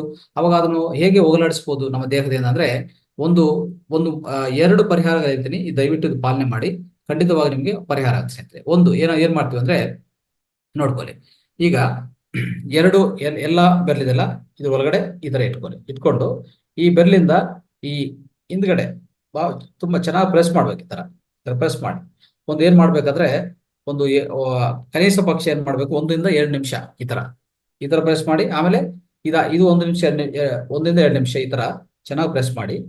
ಅವಾಗ ಟೆನ್ಷನ್ ರಿಲೀಸ್ ಆಗ್ತಾ ಬರ್ತದೆ. ಆಮೇಲೆ ಎರಡನೇದು ಈ ಕಡೆ ಈ ತರ ಪ್ರೆಸ್ ಮಾಡಿ. ಈ ತರ ಈ ಎಡಗಡೆ ಬೆರಳಿಂದ ಈ ಬಲಗಡೆ ಈ ಹಸ್ತ ಹಿಂಭಾಗದಲ್ಲಿ ಪ್ರೆಸ್ ಮಾಡಿ, ಚೆನ್ನಾಗಿ ಪ್ರೆಸ್ ಮಾಡಿ. ಅಲ್ಲಿ ಪಾಯಿಂಟ್ಸ್ಗಳಿದೆ ಎಲ್ಲ. ಅವಾಗ ನಿಮ್ಗೆ ಬೇಗವಂತವಾಗಿ ಈ ಟೆನ್ಷನ್ ರಿಲೀಸ್ ಆಗ್ತದೆ ಸ್ನೇಹಿತರೆ. ಟೆನ್ಷನ್ ರಿಲೀಸ್ ಮಾಡಕ್ಕೆ ಇದೊಂದು ಪರಿಹಾರ ಹೇಳ್ತಾ ಇದ್ದೀನಿ. ಇದು 1 ರಿಂದ 2 ನಿಮಿಷ ಈ ತರ ನೀವು ಸಮಯ ಕೊಡಬೇಕು. ದಿನಕ್ಕೆ 3 ರಿಂದ 4 ಸರಿ ಮಾಡಿ, ಖಂಡಿತವಾಗಿ ಬೇಗವಂತವಾಗಿ ಗುಣ ಆಗುತ್ತೆ ಸ್ನೇಹಿತರೆ. ಆಮೇಲೆ 3ನೇದು ಶವಾಸನಲ್ಲಿ ಮಲ್ಕೊಳ್ಳಿ. ಶವಾಸನಲ್ಲಿ ಮಲ್ಕೊಂಡು ಸ್ನೇಹಿತರೆ, ಅಲ್ಲೇನ್ ಮಾಡ್ಬೇಕು, ಚೆನ್ನಾಗಿ ರಿಲ್ಯಾಕ್ಸ್ ಆಗ್ಬೇಕು. ನೀವು ಚೆನ್ನಾಗಿ ರಿಲ್ಯಾಕ್ಸ್ ಆಗ್ಬೇಕು. ಆ ರಿಲ್ಯಾಕ್ಸ್ ಆಗೋ ವಿಧಾನ ಖಂಡಿತವಾಗಿ ನಮ್ಮೆಲ್ಲ ಗೊತ್ತು. ಶವಾಸನದಲ್ಲಿ ನಿಧಾನವಾಗಿ ಎಲ್ಲ ಅಂಗಗಳನ್ನು ನಿಧಾನವಾಗಿ ಒಂದೊಂದು ಅಂಗನು ಅಂದ್ರೆ ಕಾಲಿ ಬೆರಳಿಂದ ಈ ಇಡೀ ನಮ್ಮ ಆಜ್ಞಾ ಚಕ್ರವರೆಗೂ ಸಹಸ್ರಾರವರೆಗೂ ಪ್ರತಿಯೊಂದು ಅವಯವನು ಗಮನಿಸ್ತಾ ಬನ್ನಿ. ಸೊ ನಿಧಾನವಾಗಿ ಶ್ವಾಸ ತಗೋತಾ, ಸೊ ಒಂದೊಂದು ಅವಯವನ್ನು ಗಮನಿಸ್ತಾ ಬನ್ನಿ, ರಿಲ್ಯಾಕ್ಸ್ ಮಾಡ್ತಾ ಬನ್ನಿ. ಅಲ್ಲಿರುವಂತ ಸ್ಟ್ರೆಸ್ವನ್ನು ಎಲ್ಲ ಅಲ್ಲಿರುವಂತ ಒತ್ತಡ ಹೋಗ್ತಾ ಇದೆ ಅಂತ ಭಾವಿಸ್ತಾ, ಆತರ ನಿಧಾನವಾಗಿ ಕೆಳಗಡೆಯಿಂದ ಮೇಲೆವರೆಗೂ ಈ ಶವಾಸನಲ್ಲಿ ಮಲ್ಕೊಂಡು ರಿಲ್ಯಾಕ್ಸ್ ಆಗ್ಬಿಟ್ರೆ, ಆವಾಗ್ಲೂ ನಿಮ್ಗೆ ಬೇಗವಂತವಾಗಿ ಈ ಟೆನ್ಷನ್ ನೀವು ಆಚೆ ಕಡೆ ತೆಗಿಬಹುದು ಸ್ನೇಹಿತರೆ. ಈ 2 ವಿಧಾನಗಳು. ಮತ್ತೆ ಧ್ಯಾನದ ಮಿಂಚಿ ಇನ್ನೇನಿಲ್ಲ. ಆದ್ರೆ ಸ್ವಲ್ಪ ಜನ ಧ್ಯಾನ ಮಾಡಕ್ಕಾಗಲ್ಲ ಅಂದ್ರೆ ಇದು ಹೇಳ್ತಾ ಇದ್ದೀನಿ, ಧ್ಯಾನ ಮಾಡಕ್ ಸಾಧ್ಯ ಆದ್ರೆ ಧ್ಯಾನದಲ್ಲಿ ಕೂತ್ಕೊಂಡ್ರೆ ಖಂಡಿತ ಏನಾಗುತ್ತೆ, ಈ ಟೆನ್ಷನ್ ನಾವು ಬೇಗ ಗುಣ ಮಾಡ್ಕೋಬಹುದು, ಅತ್ಯಂತ ವೇಗವಾಗಿ ನಾವು ಗುಣ ಮಾಡ್ಕೋಬಹುದು ಸ್ನೇಹಿತರೆ. ಅದು ಸ್ನೇಹಿತರೆ, ಈಗ ನಾವು ಪ್ಯಾನ್ಕ್ರಿಯಾಸು ಮಂದವಾಗಿದೆ, ಪ್ಯಾನ್ಕ್ರಿಯಾಸ್ ಕೆಲಸ ಮಾಡ್ತಾ ಇಲ್ಲ, ಈಗಾಗಲೇ ತಿಳ್ಕೊಂಡಿದ್ವಲ್ಲ, ಅದು ಪ್ರಧಾನ ಒಂದು 2ನೇ ಕಾರಣ. ಪ್ಯಾನ್ಕ್ರಿಯಾಸ್ ಕೆಲಸ ಮಾಡ್ತಾ ಇಲ್ಲ ಅಂದ್ರೆ ಇನ್ಸುಲಿನ್ ಉತ್ಪನ್ನ ಆಗಲ್ಲ. ಅವಾಗ ಇನ್ಸುಲಿನ್ ಉತ್ಪನ್ನ ಆಗಲ್ಲ ಅಂದ್ರೆ ನಮ್ಮ ಏನೇ ಆಹಾರ ಸೇವನೆ ಮಾಡಿದ್ರೆ ಅದ್ರ ಒಳಗಡೆ ಇರುವಂತ ಶುಗರ್ ಅಂತ ಆ ಪದಾರ್ಥ ಜೀರ್ಣ ಆಗಲ್ಲ. ಅವಾಗ ಈ ಡಯಾಬಿಟಿಸ್ ಅಂತ ಕಾರಣ ಆಗತ್ತೆ. ಇದ್ರ ಮತ್ತೆ ಆಕ್ಟಿವೇಟ್ ಮಾಡ್ಕೊಳೋದು ಹೇಗೆ ಆಕ್ಯುಪ್ರೆಷರ್ ಅಲ್ಲಿ? ಖಂಡಿತವಾಗಿ ಸ್ನೇಹಿತರೆ, ನಿಮಗೆ ಗೊತ್ತಿರುವಂತ ವಿಷಯನೇ. ಪಾಯಿಂಟ್ ನಂಬರ್ 25 ಬಿಂದು 25 ಸ್ನೇಹಿತರೆ, ಪ್ರತಿ 2 ಅಂಗಗಳಿದೆ, 2 ಹಸ್ತಗಳಿದೆ, ಅರ್ಥ ಆಯ್ತಾ? ಅದನ್ನು ಚೆನ್ನಾಗಿ ಆಕ್ಟಿವೇಟ್ ಮಾಡ್ತಾ ಹೋಗಿ. ದಿನಕ್ಕೆ 3 ಬಾರಿ ಮಾಡಿ, ಬೆಳಗ್ಗೆ ಮಧ್ಯಾಹ್ನ ಸಾಯಂಕಾಲ 10 ರಿಂದ 15 ಸರಿ 20 ಸರಿ ಪ್ರೆಸ್ ಮಾಡ್ಕೊಳ್ಳಿ ನಿಧಾನವಾಗಿ. ಸೊ ಈ ಪ್ರೆಸರ್ ಅನ್ನೋದು ಹೆಬ್ಬೆರಳಿಂದ ಕೊಡ್ಬೋದು, ಇಲ್ಲಾಂದ್ರೆ ಒಂದು ಪರಿಕರ ಇದ್ರೆ ನಿಮ್ಮ ಹತ್ರ, ಆಕ್ಯುಪ್ರೆಷರ್ ಪರಿಕರ ಇದ್ರೆ, ಇಂತಹ ಪರಿಕರಗಳಿರ್ತದೆ, ಇದನ್ನು ಉಪಯೋಗಿಸ್ಕೊಂಡು ನೀವು ಪ್ರೆಸ್ ಮಾಡ್ತಾ ಹೋಗಿ. ಅವಾಗ ಅದು ಮೊದಲನೇ ಪರಿಹಾರ, ಅದು ಅತ್ಯಂತ ಉತ್ತಮ ಪರಿಹಾರ. ಅದರಿಂದ ನೀವು ಡಯಾಬಿಟಿಸ್ ಅನ್ನೋದ್ರಿಂದ ಖಂಡಿತವಾಗಿ ಡಯಾಬಿಟಿಸ್ ಅನ್ನು ನಿಮ್ಮ ದೇಹದಿಂದ ಹೋಗಲಾಡಿಸಬಹುದು. ಅದು ಅದ್ಭುತ ಪರಿಹಾರ. 2ನೇದು ಏನ್ ಮಾಡ್ಬೇಕಂದ್ರೆ, ಒಂದು ಚಾರ್ಜ್ಡ್ ವಾಟರ್ ಅಂತ ಈಗಾಗ ತಿಳ್ಕೊಂಡಿದ್ವಿ. Gold, silver, copper charge water ಸ್ನೇಹಿತರೆ. ಅದೇನ್ ಮಾಡ್ಬೇಕಂದ್ರೆ, ಪ್ರತಿ ದಿವಸ 4 ಗ್ಲಾಸ್ಗಳನ್ನು 2 ಗ್ಲಾಸ್ ಮಾಡಿ, ಈ ಕಾಯಿನ್ಗಳು, ಗೋಲ್ಡ್, ಕಾಪರು, ಸಿಲ್ವರ್ ಕಾಯಿನ್ಗಳು ಹಾಕಿ ಚಾರ್ಜ್ ವಾಟರ್ ತಯಾರು ಮಾಡ್ಕೊಳ್ಳಿ. 4 ಗ್ಲಾಸ್ಗಳು ಹಾಕಿ ಅದನ್ನ 2 ಗ್ಲಾಸ್ ಮಾಡ್ಕೊಳ್ಳಿ. ಈ 2 ಗ್ಲಾಸವನ್ನು ಪೂರ್ತಿ ದಿನ ಸ್ವಲ್ಪ ಕುಡಿತಾ ಬನ್ನಿ. ಓಕೆ, ಸ್ವಲ್ಪ ಅದು ಸೇವನೆ ಮಾಡ್ತಾ ಬನ್ನಿ. ಆವಾಗ ಈ 2 ಪರಿಹಾರಗಳು ಮಾಡ್ಕೊಂಡ್ರೆ ನಿಮ್ಗೆ ಅದ್ಭುತವಾದ ಫಲಿತಗಳು ಸಿಗುತ್ತೆ ಸ್ನೇಹಿತರೆ. ಯಾವುದು ನಿಮ್ಗೆ ತೊಂದರೆ ಆಗಲ್ಲ. ಇನ್ನೊಂದು ಸ್ನೇಹಿತರೆ, ಅಂದ್ರೆ ಇದೊಂದು ಆಕ್ಯುಪ್ರೆಷರ್‌ದಲ್ಲಿ ಪರಿಹಾರ ಹೇಳಿದ್ದೀನಿ.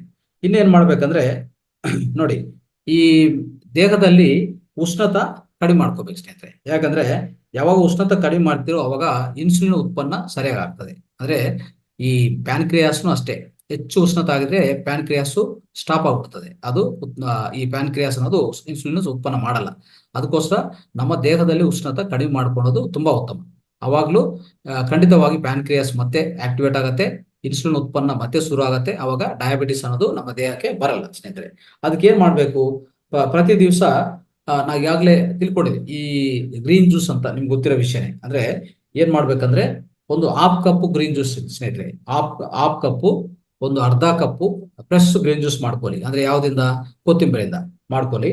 ಸೊ ಅದನ್ನು ಖಂಡಿತವಾಗಿ ಒಂದ್ ದಿನಕ್ಕೆ ಹಾಫ್ ಕಪ್ ಅನ್ನೋದು ನೀವು ಸೇವನೆ ಮಾಡಿದ್ರೆ, ಅದಾದ್ಮೇಲೆ ಏನ್ ಮಾಡ್ಬೇಕಂದ್ರೆ ಒಂದು 15 20 ನಿಮಿಷ ಯಾವ್ದು ತಿನ್ನಕ್ ಹೋಗ್ಬಿಡಿ, ಯಾವ್ದು ಕುಡಿಯಕ್ ಹೋಗ್ಬಿಡಿ.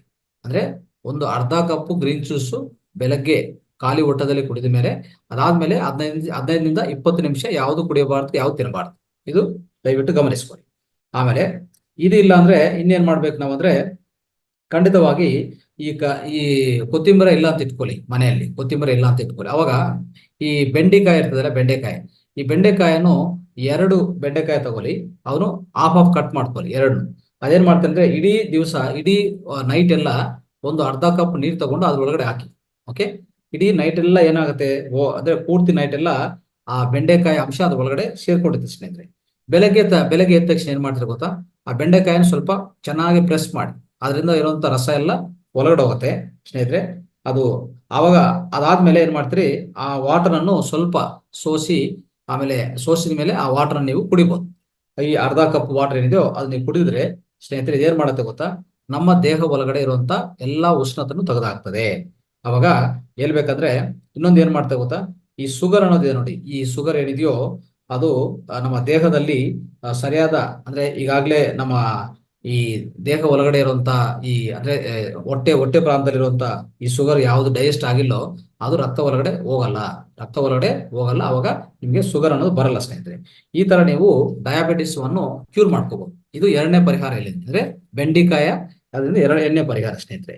ಆಮೇಲೆ ಮೂರನೇದೇನಂದ್ರೆ ಸ್ನೇಹಿತರೆ, ಇದು ಇಡೀ ದಿನದಲ್ಲಿ ಅಂದ್ರೆ ಬೆಳಗ್ಗೆ ಆದ್ಮೇಲೆ ಮತ್ತೆ ಇಡೀ ಮಿಕ್ಕಿದು ಟೈಮಲ್ಲಿ ಏನ್ ಮಾಡ್ಬೇಕಂದ್ರೆ 2ರಿಂದ 3 ಕಪ್ ಸ್ನೇಹಿತರೆ ಈ ಗ್ರೀನ್ ಜ್ಯೂಸ್ ಅನ್ನೋದು ಕುಡಿಬೇಕು, 2ರಿಂದ 3 ಕಪ್. ಆದ್ರೆ ಅದಕ್ಕೆ ಏನೇನು ಆಡ್ ಮಾಡ್ಕೋಬೇಕಂದ್ರೆ ಒಂದು ಪೌಡರ್ ರೆಡಿ ಮಾಡ್ಕೊಳ್ಳಿ. ಯಾವ್ದ್ರಿಂದ ಅಂದ್ರೆ ನೋಡಿ, 300 ಗ್ರಾಮ್ಸ್ ಆಮ್ಲ ಪೌಡರ್ ತಗೊಳ್ಳಿ. ಅದಕ್ಕೂ ಒಂದು 100 ಗ್ರಾಮ್ದು ಡ್ರೈ ಜಿಂಜರ್ ಪೌಡರ್ ಎರಡು ಮಿಕ್ಸ್ ಮಾಡ್ಕೊಳ್ಳಿ ಸ್ನೇಹಿತರೆ. ಮಿಕ್ಸ್ ಮಾಡ್ಕೊಂಡು ಒಂದು ಡಬ್ಬೆಯಲ್ಲಿ ಹಾಕೊಳ್ಳಿ. ಅದರಿಂದ 1 ಟೀ ಸ್ಪೂನ್ ತಗೊಳ್ಳಿ. 1 ಟೀ ಸ್ಪೂನ್ ತಗೊಂಡು ಈ ಗ್ರೀನ್ ಜ್ಯೂಸ್ಗೂ, ಅಂದ್ರೆ ಈ ಗ್ರೀನ್ ಜ್ಯೂಸ್ ಏನ್ ಮಾಡ್ಕೊಂತಿರೋ ಅದಕ್ಕೆ ಮಿಕ್ಸ್ ಮಾಡ್ಕೊಳ್ಳಿ. ಆ ಮಿಶ್ರಣ ಮಾಡ್ಕೊಂಡು ಅದು ಕುಡಿದ್ರೆ ಉಷ್ಣತ ವೇಗವಂತವಾಗಿ ಕಡಿಮೆ ಆಗ್ತದೆ. ನಮ್ಮ ದೇಹದಿಂದ ಉಷ್ಣತನು ಆಚೆ ಕಡೆ ಕಳಿಸ್ಬೋದು ಸ್ನೇಹಿತರೆ. ಆಮೇಲೆ ನೋಡಿ, ಈ ಆಮ್ಲ ಪೌಡರ್ ಎಷ್ಟು ಒಳ್ಳೇದಂದ್ರೆ ಸ್ನೇಹಿತರೆ, ನಾವು 16 ಲೆಮನ್ ತಗೊಂಡಿದ್ರೆ, 16 ನಿಂಬೆಕಾಯಿ ತಗೊಂಡಿದ್ರೆ ಅದರಲ್ಲಿ ಸಿಗುವಂತ ವಿಟಮಿನ್ ಸಿ ಇದೆ ನೋಡಿ, ಅದು ಒಂದೇ ಆಮ್ಲದಲ್ಲಿ ಸಿಗುತ್ತೆ ಸ್ನೇಹಿತರೆ. ಅಷ್ಟು ವಿಟಮಿನ್ ಸಿ ಅನ್ನೋದು ಹೆಚ್ಚಾಗಿರುತ್ತೆ ಯಾವ್ದ್ರಲ್ಲಿ, ಖಂಡಿತವಾಗಿ ನಮ್ಮ ಆಮ್ಲ ಪೌಡರ್ ನಿಮ್ಗೆ ಗೊತ್ತಿರುತ್ತೆ.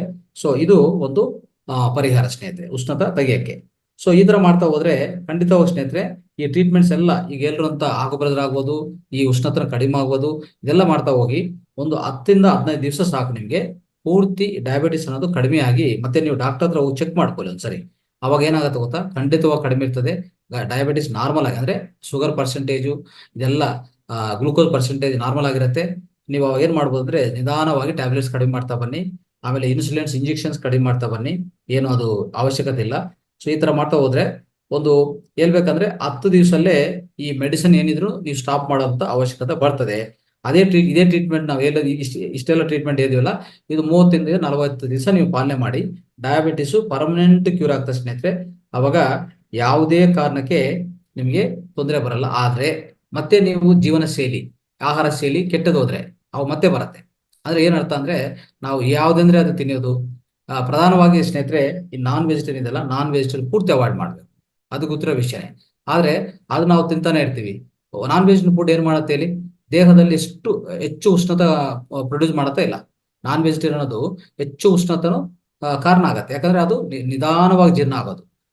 ನಿಧಾನವಾಗಿ ಜೀರ್ಣ ಆಗುತ್ತೆ ಅಂದ್ರೆ ಅರ್ಥ ಏನು, ಜೀರ್ಣಕೋಶ ಕೆಲಸ ಮಾಡ್ತಾನೇ ಇದೆ ಕಂಟಿನ್ಯೂಸ್ ಆಗಿ ಅಲ್ವಾ, ನಿರಂತರ ಕೆಲಸ ಮಾಡ್ತಾರೆ. ಅವಾಗ ಹೆಚ್ಚು ಉಷ್ಣತೆ ಬರ್ತದೆ ಇಲ್ಲ, ಆ ಹೆಚ್ಚು ಉಷ್ಣತೆಯಿಂದಲೇ ಅಲ್ವಾ ಮತ್ತೆ ನಮ್ಗೆ ಈ ತೊಂದರೆ ಬರೋದು.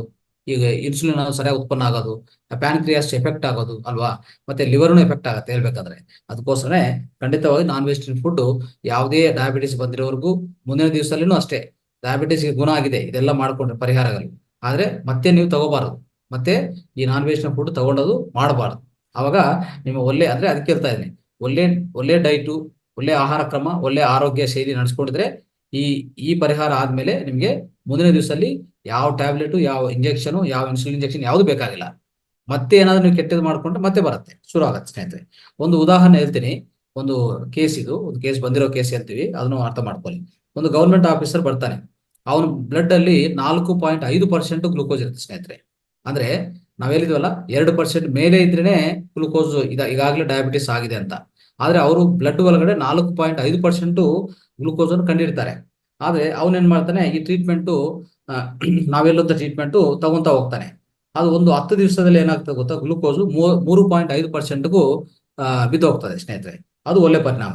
ಸೊ ಅದೇ ತರ ಅವನು ಏನ್ ಮಾಡ್ತಾನೆ, ಇನ್ಸುಲಿನ್ ಕಡಿಮೆ ಮಾಡ್ತಾ ಬರ್ತಾನೆ, ಇನ್ಸುಲಿನ್ ಕಡಿಮೆ ಮಾಡ್ತಾ ಬರ್ತಾನೆ. ಸೊ ನೆಕ್ಸ್ಟ್ ಒಂದು 10 ದಿವಸ ಆದ್ಮೇಲೆ, ಈ 10 ದಿವಸ ಇದೇ ಕಂಟಿನ್ಯೂ ಮಾಡ್ತಾ ಹೋಗ್ತಾನೆ ಟ್ರೀಟ್ಮೆಂಟ್. 36ನೇ ದಿವಸ ಸ್ನೇಹಿತರೆ ಮೆಡಿಕಲ್ ಚೆಕಪ್ ಹೋದ್ರೆ ಶುಗರ್ ಲೆವೆಲ್ ನಾರ್ಮಲ್ ಆಗಿದೆ. ಫಾಸ್ಟಿಂಗ್ ಆದ್ಮೇಲೆ, ಪೋಸ್ಟ್ ಲಂಚ್ ಆದ್ಮೇಲೆ, ಲಂಚ್ ತಿಂದ ಮೇಲೆ, ಆಹಾರ ತಿಂದ ಮೇಲೇನು, ಆಹಾರ ಮುಂಚೆನು ನಾರ್ಮಲ್ ಆಗಿ ಈ ಶುಗರ್ ಟೆಸ್ಟ್ ಅಲ್ಲಿ ಕಂಡಿಡ್ತು. ಸೊ ಆವಾಗ ಈ ತರ ಮಾಡ್ಕೊತಾ ಅವನೇನ್ ಮಾಡಿದ ಗೊತ್ತಾ, ಈ ಟ್ರೀಟ್ಮೆಂಟ್ ಅಂದ್ರೆ ಟ್ರೀಟ್ಮೆಂಟ್ ಮುಂಚೆ ಅವನು ಎದ್ದೋಲದೇ ಕಷ್ಟ ಇದೆ, ಅಂದ್ರೆ ನಡೆಯೋದೇ ಕಷ್ಟ ಇತ್ತು. ಈಗ ಈ ಟ್ರೀಟ್ಮೆಂಟ್ ಮಾಡ್ಕೊಂಡು, ಆಕುಪ್ರಾಸ್ ಟ್ರೀಟ್ಮೆಂಟ್ ಮತ್ತೆ ಉಷ್ಣತೆ ಕಡಿಮೆ ಮಾಡ್ಕೊಂಡಕ್ಕೆ ಪರಿಹಾರ ಮಾಡ್ಕೊಂಡು, ಈಗ ನೋಡ್ಕೊಳ್ಳಿ, ಅವನು 6 ಇಂದ 8 ಕಿಲೋಮೀಟರ್ ನಡೀತಾನೆ ಈಗ. ಮುಂಚೆ ನಡೆಯಕ್ ಕಷ್ಟ ಇತ್ತು, ಎದ್ದೋಲಕ್ ಕಷ್ಟ ಇತ್ತು, ಅಂತ ಪರಿಸ್ಥಿತಿಯಲ್ಲಿ ಇದ್ರು. ಯಾಕಂದ್ರೆ ಗ್ಲೂಕೋಸ್ ಪರ್ಸೆಂಟೇಜ್ ಹೆಚ್ಚು ಇತ್ತು, 4.5% ಇತ್ತು. ಅದು ಕಡಿಮೆ ಆಗ್ತಾ ಆಗ್ತಾ ಬಂತು. ಟ್ಯಾಬ್ಲೆಟ್ಸ್ ಬಿಟ್ಟಿದ್ದಾನೆ, ಇನ್ಸುಲಿನ್ ಬಿಟ್ಟಿದ್ದಾನೆ. ಈಗ 6 ಇಂದ 8 ಕಿಲೋಮೀಟರ್ ನಡೆಯಕ್ಕೆ ಸಾಧ್ಯವಾಗ್ತಾ ಇದೆ ಸ್ನೇಹಿತರೆ.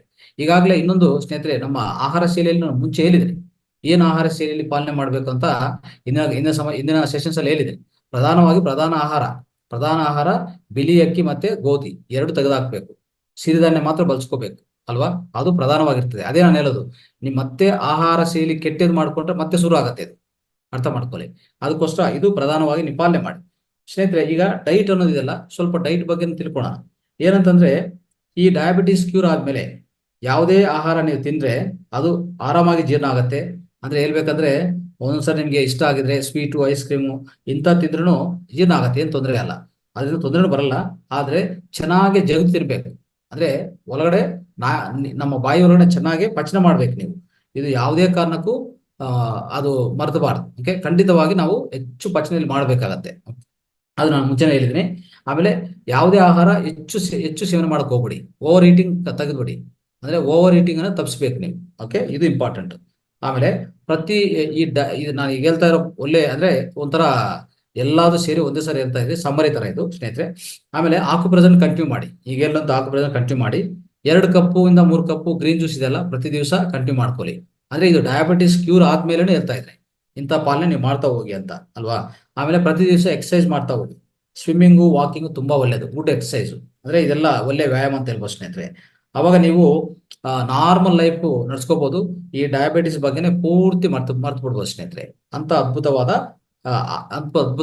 ನಮ್ಮ ಲೈಫ್ ಸ್ಟೈಲು ಮತ್ತೆ ಜೀವನ ಅನ್ನೋದು ನಮ್ಗೆ ಸಿಗತ್ತೆ, ಅರ್ಥ ಮಾಡ್ಬೋದು ಸ್ನೇಹಿತರೆ. ಆಮೇಲೆ ಕೊನೆಯದಾಗಿ ಈಗ ಇಂದಿನ ಕಾರ್ಯಕ್ರಮದಲ್ಲಿ ಕೊನೆ ಅಂಶ ಹೇಳ್ತೀನಿ, ಏನಂತಂದ್ರೆ ಮಕ್ಕಳಿಗೆ ಬರುವಂತ ಡಯಾಬಿಟಿಸ್, ಅದ್ರ ಬಗ್ಗೆ ಸ್ವಲ್ಪ ತಿಳ್ಕೊಂಡು ಮುಂದಕ್ಕೆ ಹೋಗೋಣ ಸ್ನೇಹಿತರೆ.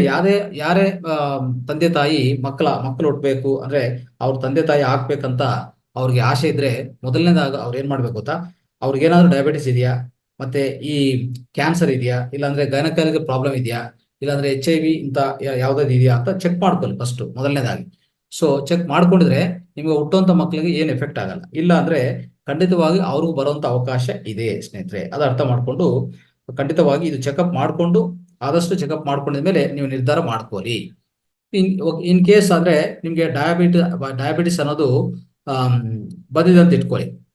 ಏನಾಗುತ್ತೆ ಅಂದ್ರೆ, ಖಂಡಿತವಾಗಿ ಯಾರಿಗೆ ಒಂದು ಮಕ್ಕಳು ಹುಟ್ಟಿದ ಮೇಲೆ ನೀವು ಇದು ಟೆಸ್ಟ್ ಮಾಡ್ಕೊಂಡಿದ್ರಿ ಅಂತಂದ್ರೆ, ಅದ್ರ ಮೇಲೆ ನೀವೇನ್ ಮಾಡ್ಬೋದು, ನೀವೊಂದು ಟ್ರೀಟ್ಮೆಂಟ್ ತಗೊಂಡು ಅದು ಬಗೆಹರಿಸ್ಕೊಂಡು ಆಮೇಲೆ ಮಕ್ಕಳಿಗೆ ಪ್ಲಾನ್ ಮಾಡ್ಕೊಳ್ಳಿ. ನೀವು ಆತರ ನೀವು ಕಂಡಿಡಕ್ ಆಗಿಲ್ಲ, ಯಾವುದೋ ಒಂದು ಮುಖಾಂತರ ಡಯಾಬಿಟಿಸ್ ಇಲ್ಲ ಏನಿಲ್ಲ, ಬಟ್ ಆದ್ರೆ ಮಕ್ಕಳು ಹುಟ್ಟಿದ ಮೇಲೆ ಈ ರೋಗ ಅನ್ನೋದು ಅವ್ರಿಗೆ ಡಯಾಬಿಟಿಸ್ ಅನ್ನೋದು ಉಂಟಾಗಿದೆ ಅಂತ ಇಟ್ಕೊಳ್ಳಿ, ಮಕ್ಕಳು ಹುಟ್ಟಿದ ಮೇಲೆ. ಅವಾಗ ಅವ್ರೇನಾಗತ್ತೆ, ಖಂಡಿತವಾಗಿ ಅವ್ರಿಗೆ ಡಯಾಬಿಟಿಸ್ ಶುರು ಆಗ್ತದೆ. ಸ್ವಲ್ಪ ಮಕ್ಕಳಿಗೆ ಈ ತರ ಆಗ್ತಾ ಇದೆ ಅಂದ್ರೆ ನಮ್ಗೆ ಗೊತ್ತಿಲ್ಲ, ಪೇರೆಂಟ್ಸ್ ಗೊತ್ತಿಲ್ಲ, ಇದೆಲ್ಲ ಮುಂಚೆನೆ ಚೆಕ್ ಮಾಡ್ಕೋಬೇಕು, ಇದೆಲ್ಲ ಏನ್ ಗೊತ್ತಿಲ್ಲ. ಅಂದ್ರೆ ಒಂಥರ ಅವ್ರಿಗೆ ಓದಿದಾರೋ ಓದಿಲ್ಲ ಗೊತ್ತಿಲ್ಲ, ಅಂದ್ರೆ ಹೆಚ್ಚು ಅದೇ ಹೇಳ್ಬೇಕಂದ್ರೆ ನಾಲೆಡ್ಜ್ ಇಲ್ಲ. ಅವಾಗ ಖಂಡಿತವಾಗಿ ಮಕ್ಕಳಿಗೆ ಭಯ ಬರ್ತದೆ. ಇವ್ರಿಗೆ ಏನಾದ್ರು ತೊಂದರೆಗಳಿದ್ರೆ ಅದರಿಂದ ಇವ್ರಿಗೆ ಡಯಾಬಿಟಿಸ್ ಬರ್ತದೆ. ಓಕೆ, ಮಕ್ಕಳಿಗೆ ಅಂತ ಅವ್ರಿಗೆ ಏನ್ ಮಾಡ್ಬೇಕಂದ್ರೆ ಸ್ನೇಹಿತರೆ, ಈ ಮಕ್ಕಳಿಗೆ ಹೆಚ್ಚಾಗಿ ಟೆನ್ಷನ್ ಕೊಡಬಾರ್ದು. ಅಂದ್ರೆ ಇಂಥ ಮಕ್ಕಳಿಗೆ ಡಯಾಬಿಟಿಸ್ ಬಂದ್ರೆ ಅವ್ರಿಗೆ ಟೆನ್ಷನ್ ಕಡಿಮೆ ಮಾಡತ್ತ ನೋಡ್ಬೇಕು ಸ್ನೇಹಿತರೆ. ಯಾವಾಗೂ ಯಾವುದೇ ಟೆನ್ಷನ್ ಹೆಚ್ಚು ಕೊಡಬಾರ್ದು, ಅದು ಅರ್ಥ ಮಾಡ್ಕೊಳ್ಳಿ. ಒಂದು ಒಂದು ಉದಾಹರಣೆ ಹೇಳ್ತೀವಿ, ಆ ಒಂದು ಉದಾಹರಣೆಯಿಂದ ನಿಮ್ಗೆ ಅರ್ಥ ಆಗತ್ತೆ ಯಾವ ತರ ಮಕ್ಕಳಿಗೂ ಈ ಗುಣಪಡಿಸ್ಕೋಬಹುದು ಅಂತ ಹೇಳ್ತೀನಿ ಸ್ನೇಹಿತರೆ. ಒಂದು ಒಂದು ವ್ಯಕ್ತಿ ಕಲ್ಕತ್ತಾದಿಂದ ಒಂದು ಅವರು ಡಾಟರ್ ಅಂದ್ರೆ ಅವರು ಮಗಲ್ ಒಂದು 8 ವರ್ಷ ಮಗಲ್ ಕರ್ಕೊಂಡು ಬರ್ತಾನೆ. ಅವ್ರಿಗೆ ಬ್ಲಡ್ ಅಲ್ಲಿ ಶುಗರ್ ನೋಡಿದ್ರೆ 5.5% ಇದೆ ಸ್ನೇಹಿತರೆ. ಅವಾಗ ಏನ್ ಮಾಡ್ತಾರೆ ಅಂದ್ರೆ ಖಂಡಿತವಾಗಿ ಈ ಟ್ರೀಟ್ಮೆಂಟ್ ಎಲ್ಲ ಆಕ್ಳ ಟ್ರೀಟ್ಮೆಂಟು ಮತ್ತೆ ಉಷ್ಣತೆ ಕಡಿಮೆ ಮಾಡೋದೆಲ್ಲ ಟ್ರೀಟ್ಮೆಂಟ್ ಕಂಟಿನ್ಯೂ ಮಾಡಕ್ಕೆ ಹೇಳ್ತೀವಿ.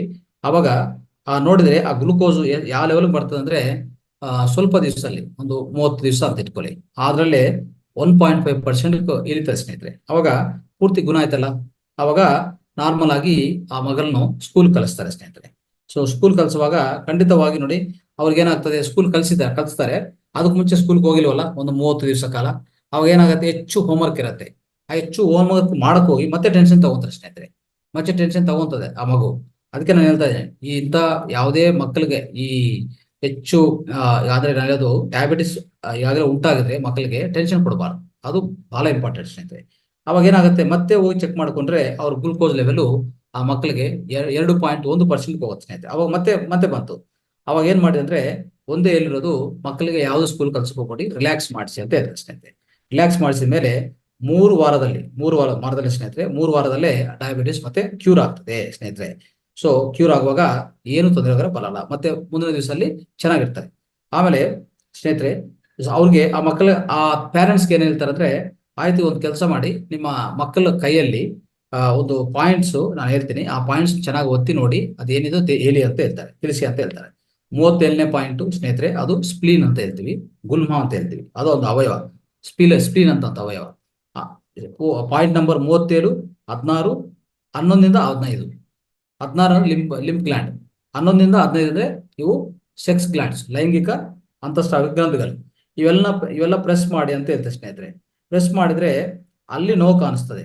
ಅಂದ್ರೆ ಅಲ್ಲಿ ನೋವು ಕಾಣಿಸ್ತದೆ ಅರ್ಥ ಏನು ಗೊತ್ತಾ, ಅಲ್ಲಿ HIV AIDS ಇದೆ ಅಂತ ಅರ್ಥ. HIV AIDS ಅಂತ ವ್ಯಾಧಿ ಇದೆ ಅಂತ ಅರ್ಥ ಆಗುತ್ತೆ ಸ್ನೇಹಿತರೆ. ಅವಾಗ ಏನಾಗುತ್ತೆ, ಅದಕ್ಕೂ ಟ್ರೀಟ್ಮೆಂಟ್ ತಗೋಲಿ ಅಂತ ಹೇಳುವಾಗ, ಸೊ ಏನಾಗುತ್ತೆ, ಖಂಡಿತವಾಗಿ ಅದಕ್ಕೆ ಟ್ರೀಟ್ಮೆಂಟ್ ತಗೊಂಡಿದ್ರೆ ಅದು ಬೇಗವಂತ ಅದು ಗುಣ ಆಗುತ್ತೆ. ಈಗ ನೋಡಿ, ಅದಕ್ಕೂ ಟ್ರೀಟ್ಮೆಂಟ್ ತಗೊಂತಾರೆ, ಹಾಕ್ಬಿದ್ರೆ ತಗೋಬಹುದು. ಓಕೆ, ತಗೊಂಡಿದ್ಮೇಲೆ ಆ ಮಗುಗೂ ಅದು ಪೂರ್ತಿ ವಾಶ ಆಗುತ್ತೆ 2 ವರ್ಷದಲ್ಲೇ. ಸೊ ಈಗ ಆರಾಮಾಗಿ ಖಂಡಿತವಾಗಿ ಸೊ ಅಂದ್ರೆ ಅದ್ಭುತವಾದ ಆರೋಗ್ಯವನ್ನು ಅವರು ಅನುಭವಿಸ್ತಾರೆ ಸ್ನೇಹಿತರೆ. ಸೊ ಈ ತರ ಏನಾಗತ್ತೆ ಗೊತ್ತಾ, ಇಲ್ಲಿ ಪ್ರಧಾನವಾಗಿ ನಾನು ಹೇಳಕ್ಕೆ ಏನ್ ಪ್ರಯತ್ನ ಮಾಡ್ತೇನೆ ಅಂದ್ರೆ, ಮಕ್ಕಳಿಗೂ ಅಷ್ಟೇ ಡಯಾಬಿಟಿಸ್ ಬಂದ್ರೆ ಪರಿಹಾರಗಳಿದೆ, ಸೇಮ್ ಪರಿಹಾರಗಳೇ. ಆದ್ರೆ ಅವ್ರಿಗೂ ಟೆನ್ಷನ್ ಕೊಡೋದು ಯಾವ್ದು ಮಾಡಕ್ ಹೋಗ್ಬೇಡಿ. ಟೆನ್ಷನ್ ಕಡಿಮೆ ಇರ್ಬೇಕಂತ ನೋಡ್ಕೊರಿ ಸ್ನೇಹಿತರೆ. ಇದು ನಾವು ಮಾಡ್ಬೇಕಾಗಿರೋದು. ಸೊ ಈ ತರ ಸ್ನೇಹಿತರೆ, ಕೊನೆಯದಾಗಿ ಈ ಗ್ಲೂಕೋಸ್ ಬಗ್ಗೆ ಸ್ವಲ್ಪ ಮಾಹಿತಿ ತಿಳ್ಕೊಂಡು ನಾವು ಕ್ಲೋಸ್ ಮಾಡೋಣ ಸ್ನೇಹಿತರೆ ಇವತ್ತಿನ ಸೆಷನ್. ಗ್ಲೂಕೋಸ್ ಅನ್ನೋದು ನಮ್ಮ ದೇಹದಲ್ಲಿ ಅದ್ಭುತವಾದ ಶಕ್ತಿ, ಅಂದ್ರೆ ಒಂದು ವೈಟಲ್ ಸೋರ್ಸ್ ಆಫ್ ಎನರ್ಜಿ ಅಂತ ಹೇಳ್ಬೋದು ಸ್ನೇಹಿತರೆ. ಇದು ನಮ್ಮ ಈ ಶಕ್ತಿ ಯಾವ್ದಕ್ ಬೇಕಾಗತ್ತೆ, ದೇಹದಲ್ಲಿ ಪ್ರತಿ ಅಂಗಕ್ಕೆ ಬೇಕಾಗತ್ತೆ. ಅದೇ ತರ ನಮ್ಮ ಬ್ರೈನ್, ಮೆದುಳಕ್ಕೂ ಬೇಕಾಗತ್ತೆ ಸ್ನೇಹಿತರೆ. ಅದೆಲ್ಲ ನಮ್ಗೆ ಗೊತ್ತಿರೋ ವಿಷಯ. ಆದ್ರೆ ಯಾವುದೇ ಕಾರಣಕ್ಕೆ ಸ್ನೇಹಿತರೆ, ತುಂಬಾ ಜನ ಏನ್ ಮಾಡ್ತಾರೆ ಅಂದ್ರೆ, ಈ ಡೈಟ್ ಅಂದ್ರೆ ಹೆಚ್ಚು ಗ್ಲೂಕೋಸ್ ಆಗ್ತಾ ಇದೆ ಅಂತ ಹೇಳ್ಬಿಟ್ಟು ತಿನ್ನೋದು ಸರಿಯಾಗಿ ತಿನ್ನಲ್ಲ. ಮತ್ತೆ ಇದೊಂದು ಪ್ರಾಬ್ಲಮ್ ಆಗ್ತದೆ. ಅಂದ್ರೆ ಗ್ಲೂಕೋಸ್ ಯಾಕೆ ನಾನು ಅಷ್ಟು ವಿಶಿಷ್ಟತೆ ಇರೋದಂದ್ರೆ, ಗ್ಲೂಕೋಸ್ ಬೇಕಾಗಿದೆ, ಅಂದ್ರೆ ಹೆಚ್ಚು ಬೇಕಾಗಿಲ್ಲ, ಅದು ಎಷ್ಟು ಬೇಕೋ ಅಷ್ಟೇ ನಿಯಂತ್ರಣವಾಗಿರ್ಬೇಕು. ಸ್ವಲ್ಪ ಜನ ಏನ್ ಮಾಡ್ತಾರೆ, ಗ್ಲೂಕೋಸ್ ಹೆಚ್ಚಾಗ್ತಾ ಇದೆ, ನಮ್ಗೆ ಎಂತ ಡಯಾಬಿಟಿಸ್ ಬರುತ್ತಾ ಅಂತ ಹೇಳ್ಬಿಟ್ಟು ತಿನ್ನೋದೇ ಸ್ಟಾಪ್ ಮಾಡ್ತಾರೆ ಅಲ್ವಾ. ಡೈಟ್ನ ಪೂರ್ತಿ ರೆಸ್ಟ್ರಿಕ್ಟ್ ಮಾಡ್ತಾ ಬರ್ತಾರೆ. ಅವಾಗ ಏನಾಗ್ತದೆ ಗೊತ್ತಾ, ಅವ್ರಿಗೆ ಲೋ ಬ್ಲಡ್ ಪ್ರೆಷರ್ ಬರ್ತದೆ, ಲೋ BP ಬಂದ್ಬಿಡ್ತದೆ. ಆಮೇಲೆ ಡಲ್ನೆಸ್, ಅಂದ್ರೆ ತುಂಬಾ ಮಂದವಾಗ್ತಾರೆ, ಯಾವುದೇ ಇಂಟ್ರೆಸ್ಟ್ ಇಲ್ಲ ಅವ್ರಿಗೆ. ಇಂಥ ಅಂದ್ರೆ ಲೈಫ್ ಮೇಲೆ ಇಂಟ್ರೆಸ್ಟ್ ಸರಿಯಾಗಿರಲ್ಲ, ಸೆಕ್ಸ್ ಅಂತ ಇಂಟ್ರೆಸ್ಟ್ ಎಲ್ಲ ಹೋಗ್ತದೆ, ಲೈಂಗಿಕ ಉತ್ಪನ್ನ ಅದನ್ನು ತುಂಬಾ ಕಡಿಮೆ ಆಗ್ತದೆ ಸ್ನೇಹಿತರೆ. ಅದಕ್ಕೋಸ್ಕರ ಯಾವುದೇನು ಅರ್ಥ ಮಾಡ್ಕೊಳ್ಳಿ. ಸೊ ಈ ತರ ಇರುವಾಗ ಖಂಡಿತವಾಗಿ ತಿನ್ಬೇಕು, ಅಂದ್ರೆ ಎಷ್ಟು ಬೇಕು ಅಷ್ಟು ತಿನ್ಬೇಕು. ಮತ್ತೆ ಚೆನ್ನಾಗಿ ಜಗ್ದು ತಿನ್ನಿ, ಅಂದ್ರೆ ಯಾವುದೇ ತಿಂದ್ರು ಸ್ವಲ್ಪ ಸ್ವೀಟ್ ಪದಾರ್ಥಗಳು ಇಷ್ಟ ಇದ್ರೆ ತಿನ್ನಿ, ಆದ್ರೆ ಚೆನ್ನಾಗಿ ಜಗ್ದು ತಿನ್ನಿ. ಅವಾಗ ಇನ್ಸುಲಿನ್ ಅಂತ ಇದೆಲ್ಲ, ಈ ಪ್ಯಾನ್ಕ್ರಿಯಸ್ ಗ್ರಂಥಿ, ಈ ಮೇದೋಜೀರ ಗ್ರಂಥಿಗೆ ಭಾರ ಆಗಲ್ಲ. ಅವಾಗ ಖಂಡಿತವಾಗಿ ಚೆನ್ನಾಗಿ ಜೀರ್ಣ ಆಗತ್ತೆ. ಆ ಗ್ಲೂಕೋಸ್ ಅನ್ನೋದು ರಕ್ತದಲ್ಲಿ ಹೋಗ್ತದೆ, ರಕ್ತದಲ್ಲಿ ಹೋದ್ಮೇಲೆ ಮೆದುಳಲ್ಲಿ ಅದೆಲ್ಲ ತೆಗೆದಾಕಿ ಸೆರಿಬ್ರೋ ಸ್ಪೈನಲ್ ಫ್ಲೂಯಿಡ್ ಅಂತ ತಯಾರು ಮಾಡಿಕೊಂಡು ಆಗಿಂದ ಹಾಗೆ ಮುಂದಕ್ಕೆ ಹೋಗ್ತದೆ ಸ್ನೇಹಿತರೆ. ಸೊ ಇಂಥ ಒಳ್ಳೆ ಪರಿಹಾರಗಳು ಎಲ್ಲ ಸಿಗತ್ತೆ ಸ್ನೇಹಿತರೆ, ಅರ್ಥ ಮಾಡ್ಕೊಳ್ಳಿ. ಆಮೇಲೆ ಇನ್ನೊಂದು, ಈ ಹನಿ ಅಂತ ಇದೆಲ್ಲ, ಜೇನುತುಪ್ಪೆ ಸ್ನೇಹಿತರೆ. ಈ ಹನಿ ಅನ್ನೋದು ಡಯಾಬಿಟಿಕ್ಸ್ ಪೇಷಂಟ್ಸ್ಗೆ ಅಂದ್ರೆ ಒಂಥರ ಹೇಳ್ಬೇಕಂದ್ರೆ ಹನಿ ಕೊಡ್ತಾರೆ, ಹನಿ ಕೊಡ್ತಾರೆ, ಯಾವುದೇ ತೊಂದರೆಗಳು ಆಗಲ್ಲ, ಅಂತ ತೊಂದರೆಗಳು ಆಗಲ್ಲ.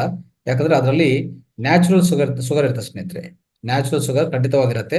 ಅದನ್ನು ಖಂಡಿತವಾಗಿ ಅದು ಅಷ್ಟು ತೊಂದರೆ ಏನು ಕೊಡಲ್ಲ. ಅಂದ್ರೆ ಫ್ರಕ್ಟೋಸ್ ಅಂತ ಒಂದಿದೆ, ಫ್ರಕ್ಟೋಸ್ ಅಂತ, ಈ ನ್ಯಾಚುರಲ್ ಶುಗರ್ ಅಂತ ಹೇಳ್ತೀವಿ. ಆ ನ್ಯಾಚುರಲ್ ಶುಗರ್ ನಿಮಗೆ ಈ ಬ್ಲಡ್ ಅಲ್ಲಿ ಇರುವಂತಹ ಗ್ಲೂಕೋಸ್ ವನ್ನು ತುಂಬಾ ಹೆಚ್ಚು ಮಾಡಲ್ಲ ಸ್ನೇಹಿತರೆ. ಅದು ತೊಂದರೆ ಕೊಡಲ್ಲ ಅಂತ ಹೇಳ್ಬೋದು, ಆದ್ರೆ ಹೆಚ್ಚು ಪರಿಣಾಮದಲ್ಲಿ ತಗೋಬಾರ್ದು ಅಷ್ಟೇ. ಓಕೆ. ಸೊ ಈ ತರ ಮನುಷ್ಯನವನು ಈ ಡಯಾಬಿಟಿಸ್ ಬಗ್ಗೆ ಹೆಚ್ಚು ವರಿ ಮಾಡೋದು ಬೇಡ ಸ್ನೇಹಿತರೆ. ವರಿ ಮಾಡೋದೇನ್ ಬೇಕಾಗಿಲ್ಲ. 1 ತಿಂಗಳು ಈ ಹೇಳಿರುವಂತ ಕ್ರಮ ನೀವು ಪಾಲನೆ ಮಾಡಿ, ಈ ಡಯಾಬಿಟಿಸ್ನು ಖಂಡಿತವಾಗಿ ನೀವು ಗುಣ ಮಾಡ್ಕೊಳ್ಳಿ. ಸೊ ಇಡೀ ಜೀವನದಲ್ಲಿ ಆರಾಮಾಗಿ ಆಹಾರವನ್ನು ಮತ್ತೆ ಸ್ವಲ್ಪ ಸ್ವೀಟ್ಸ್, ಎಷ್ಟು ಬೇಕೋ ಅಷ್ಟು ಸ್ವೀಟ್ಸ್ ವನ್ನು ಎಂಜಾಯ್ ಮಾಡುತ್ತಾ ನಿಮ್ಮ ಜೀವನವನ್ನು ಮುಂದಕ್ಕೆ ನಡ್ಸ್ಕೊಂಡು ಹೋಗ್ಬೋದು ಸ್ನೇಹಿತರೆ. ಅಂತ ಅದ್ಭುತವಾದ ಈ ಪರಿಹಾರಗಳು ನಮ್ಮ ಆಕುಪ್ರೆಜರ್ ಮತ್ತೆ ಈ ಮನೆ ಮದ್ದು ಅಲ್ಲಿ ಇದೆ ಅಂತ ತಿಳಿಸ್ತಾ ಇಂದಿನ ಸಮಗ್ರ ಜೀವನ ಶೈಲಿ ಈಗ ಮುಗಿಸ್ತಾ ಇದೆ ಸ್ನೇಹಿತರೆ.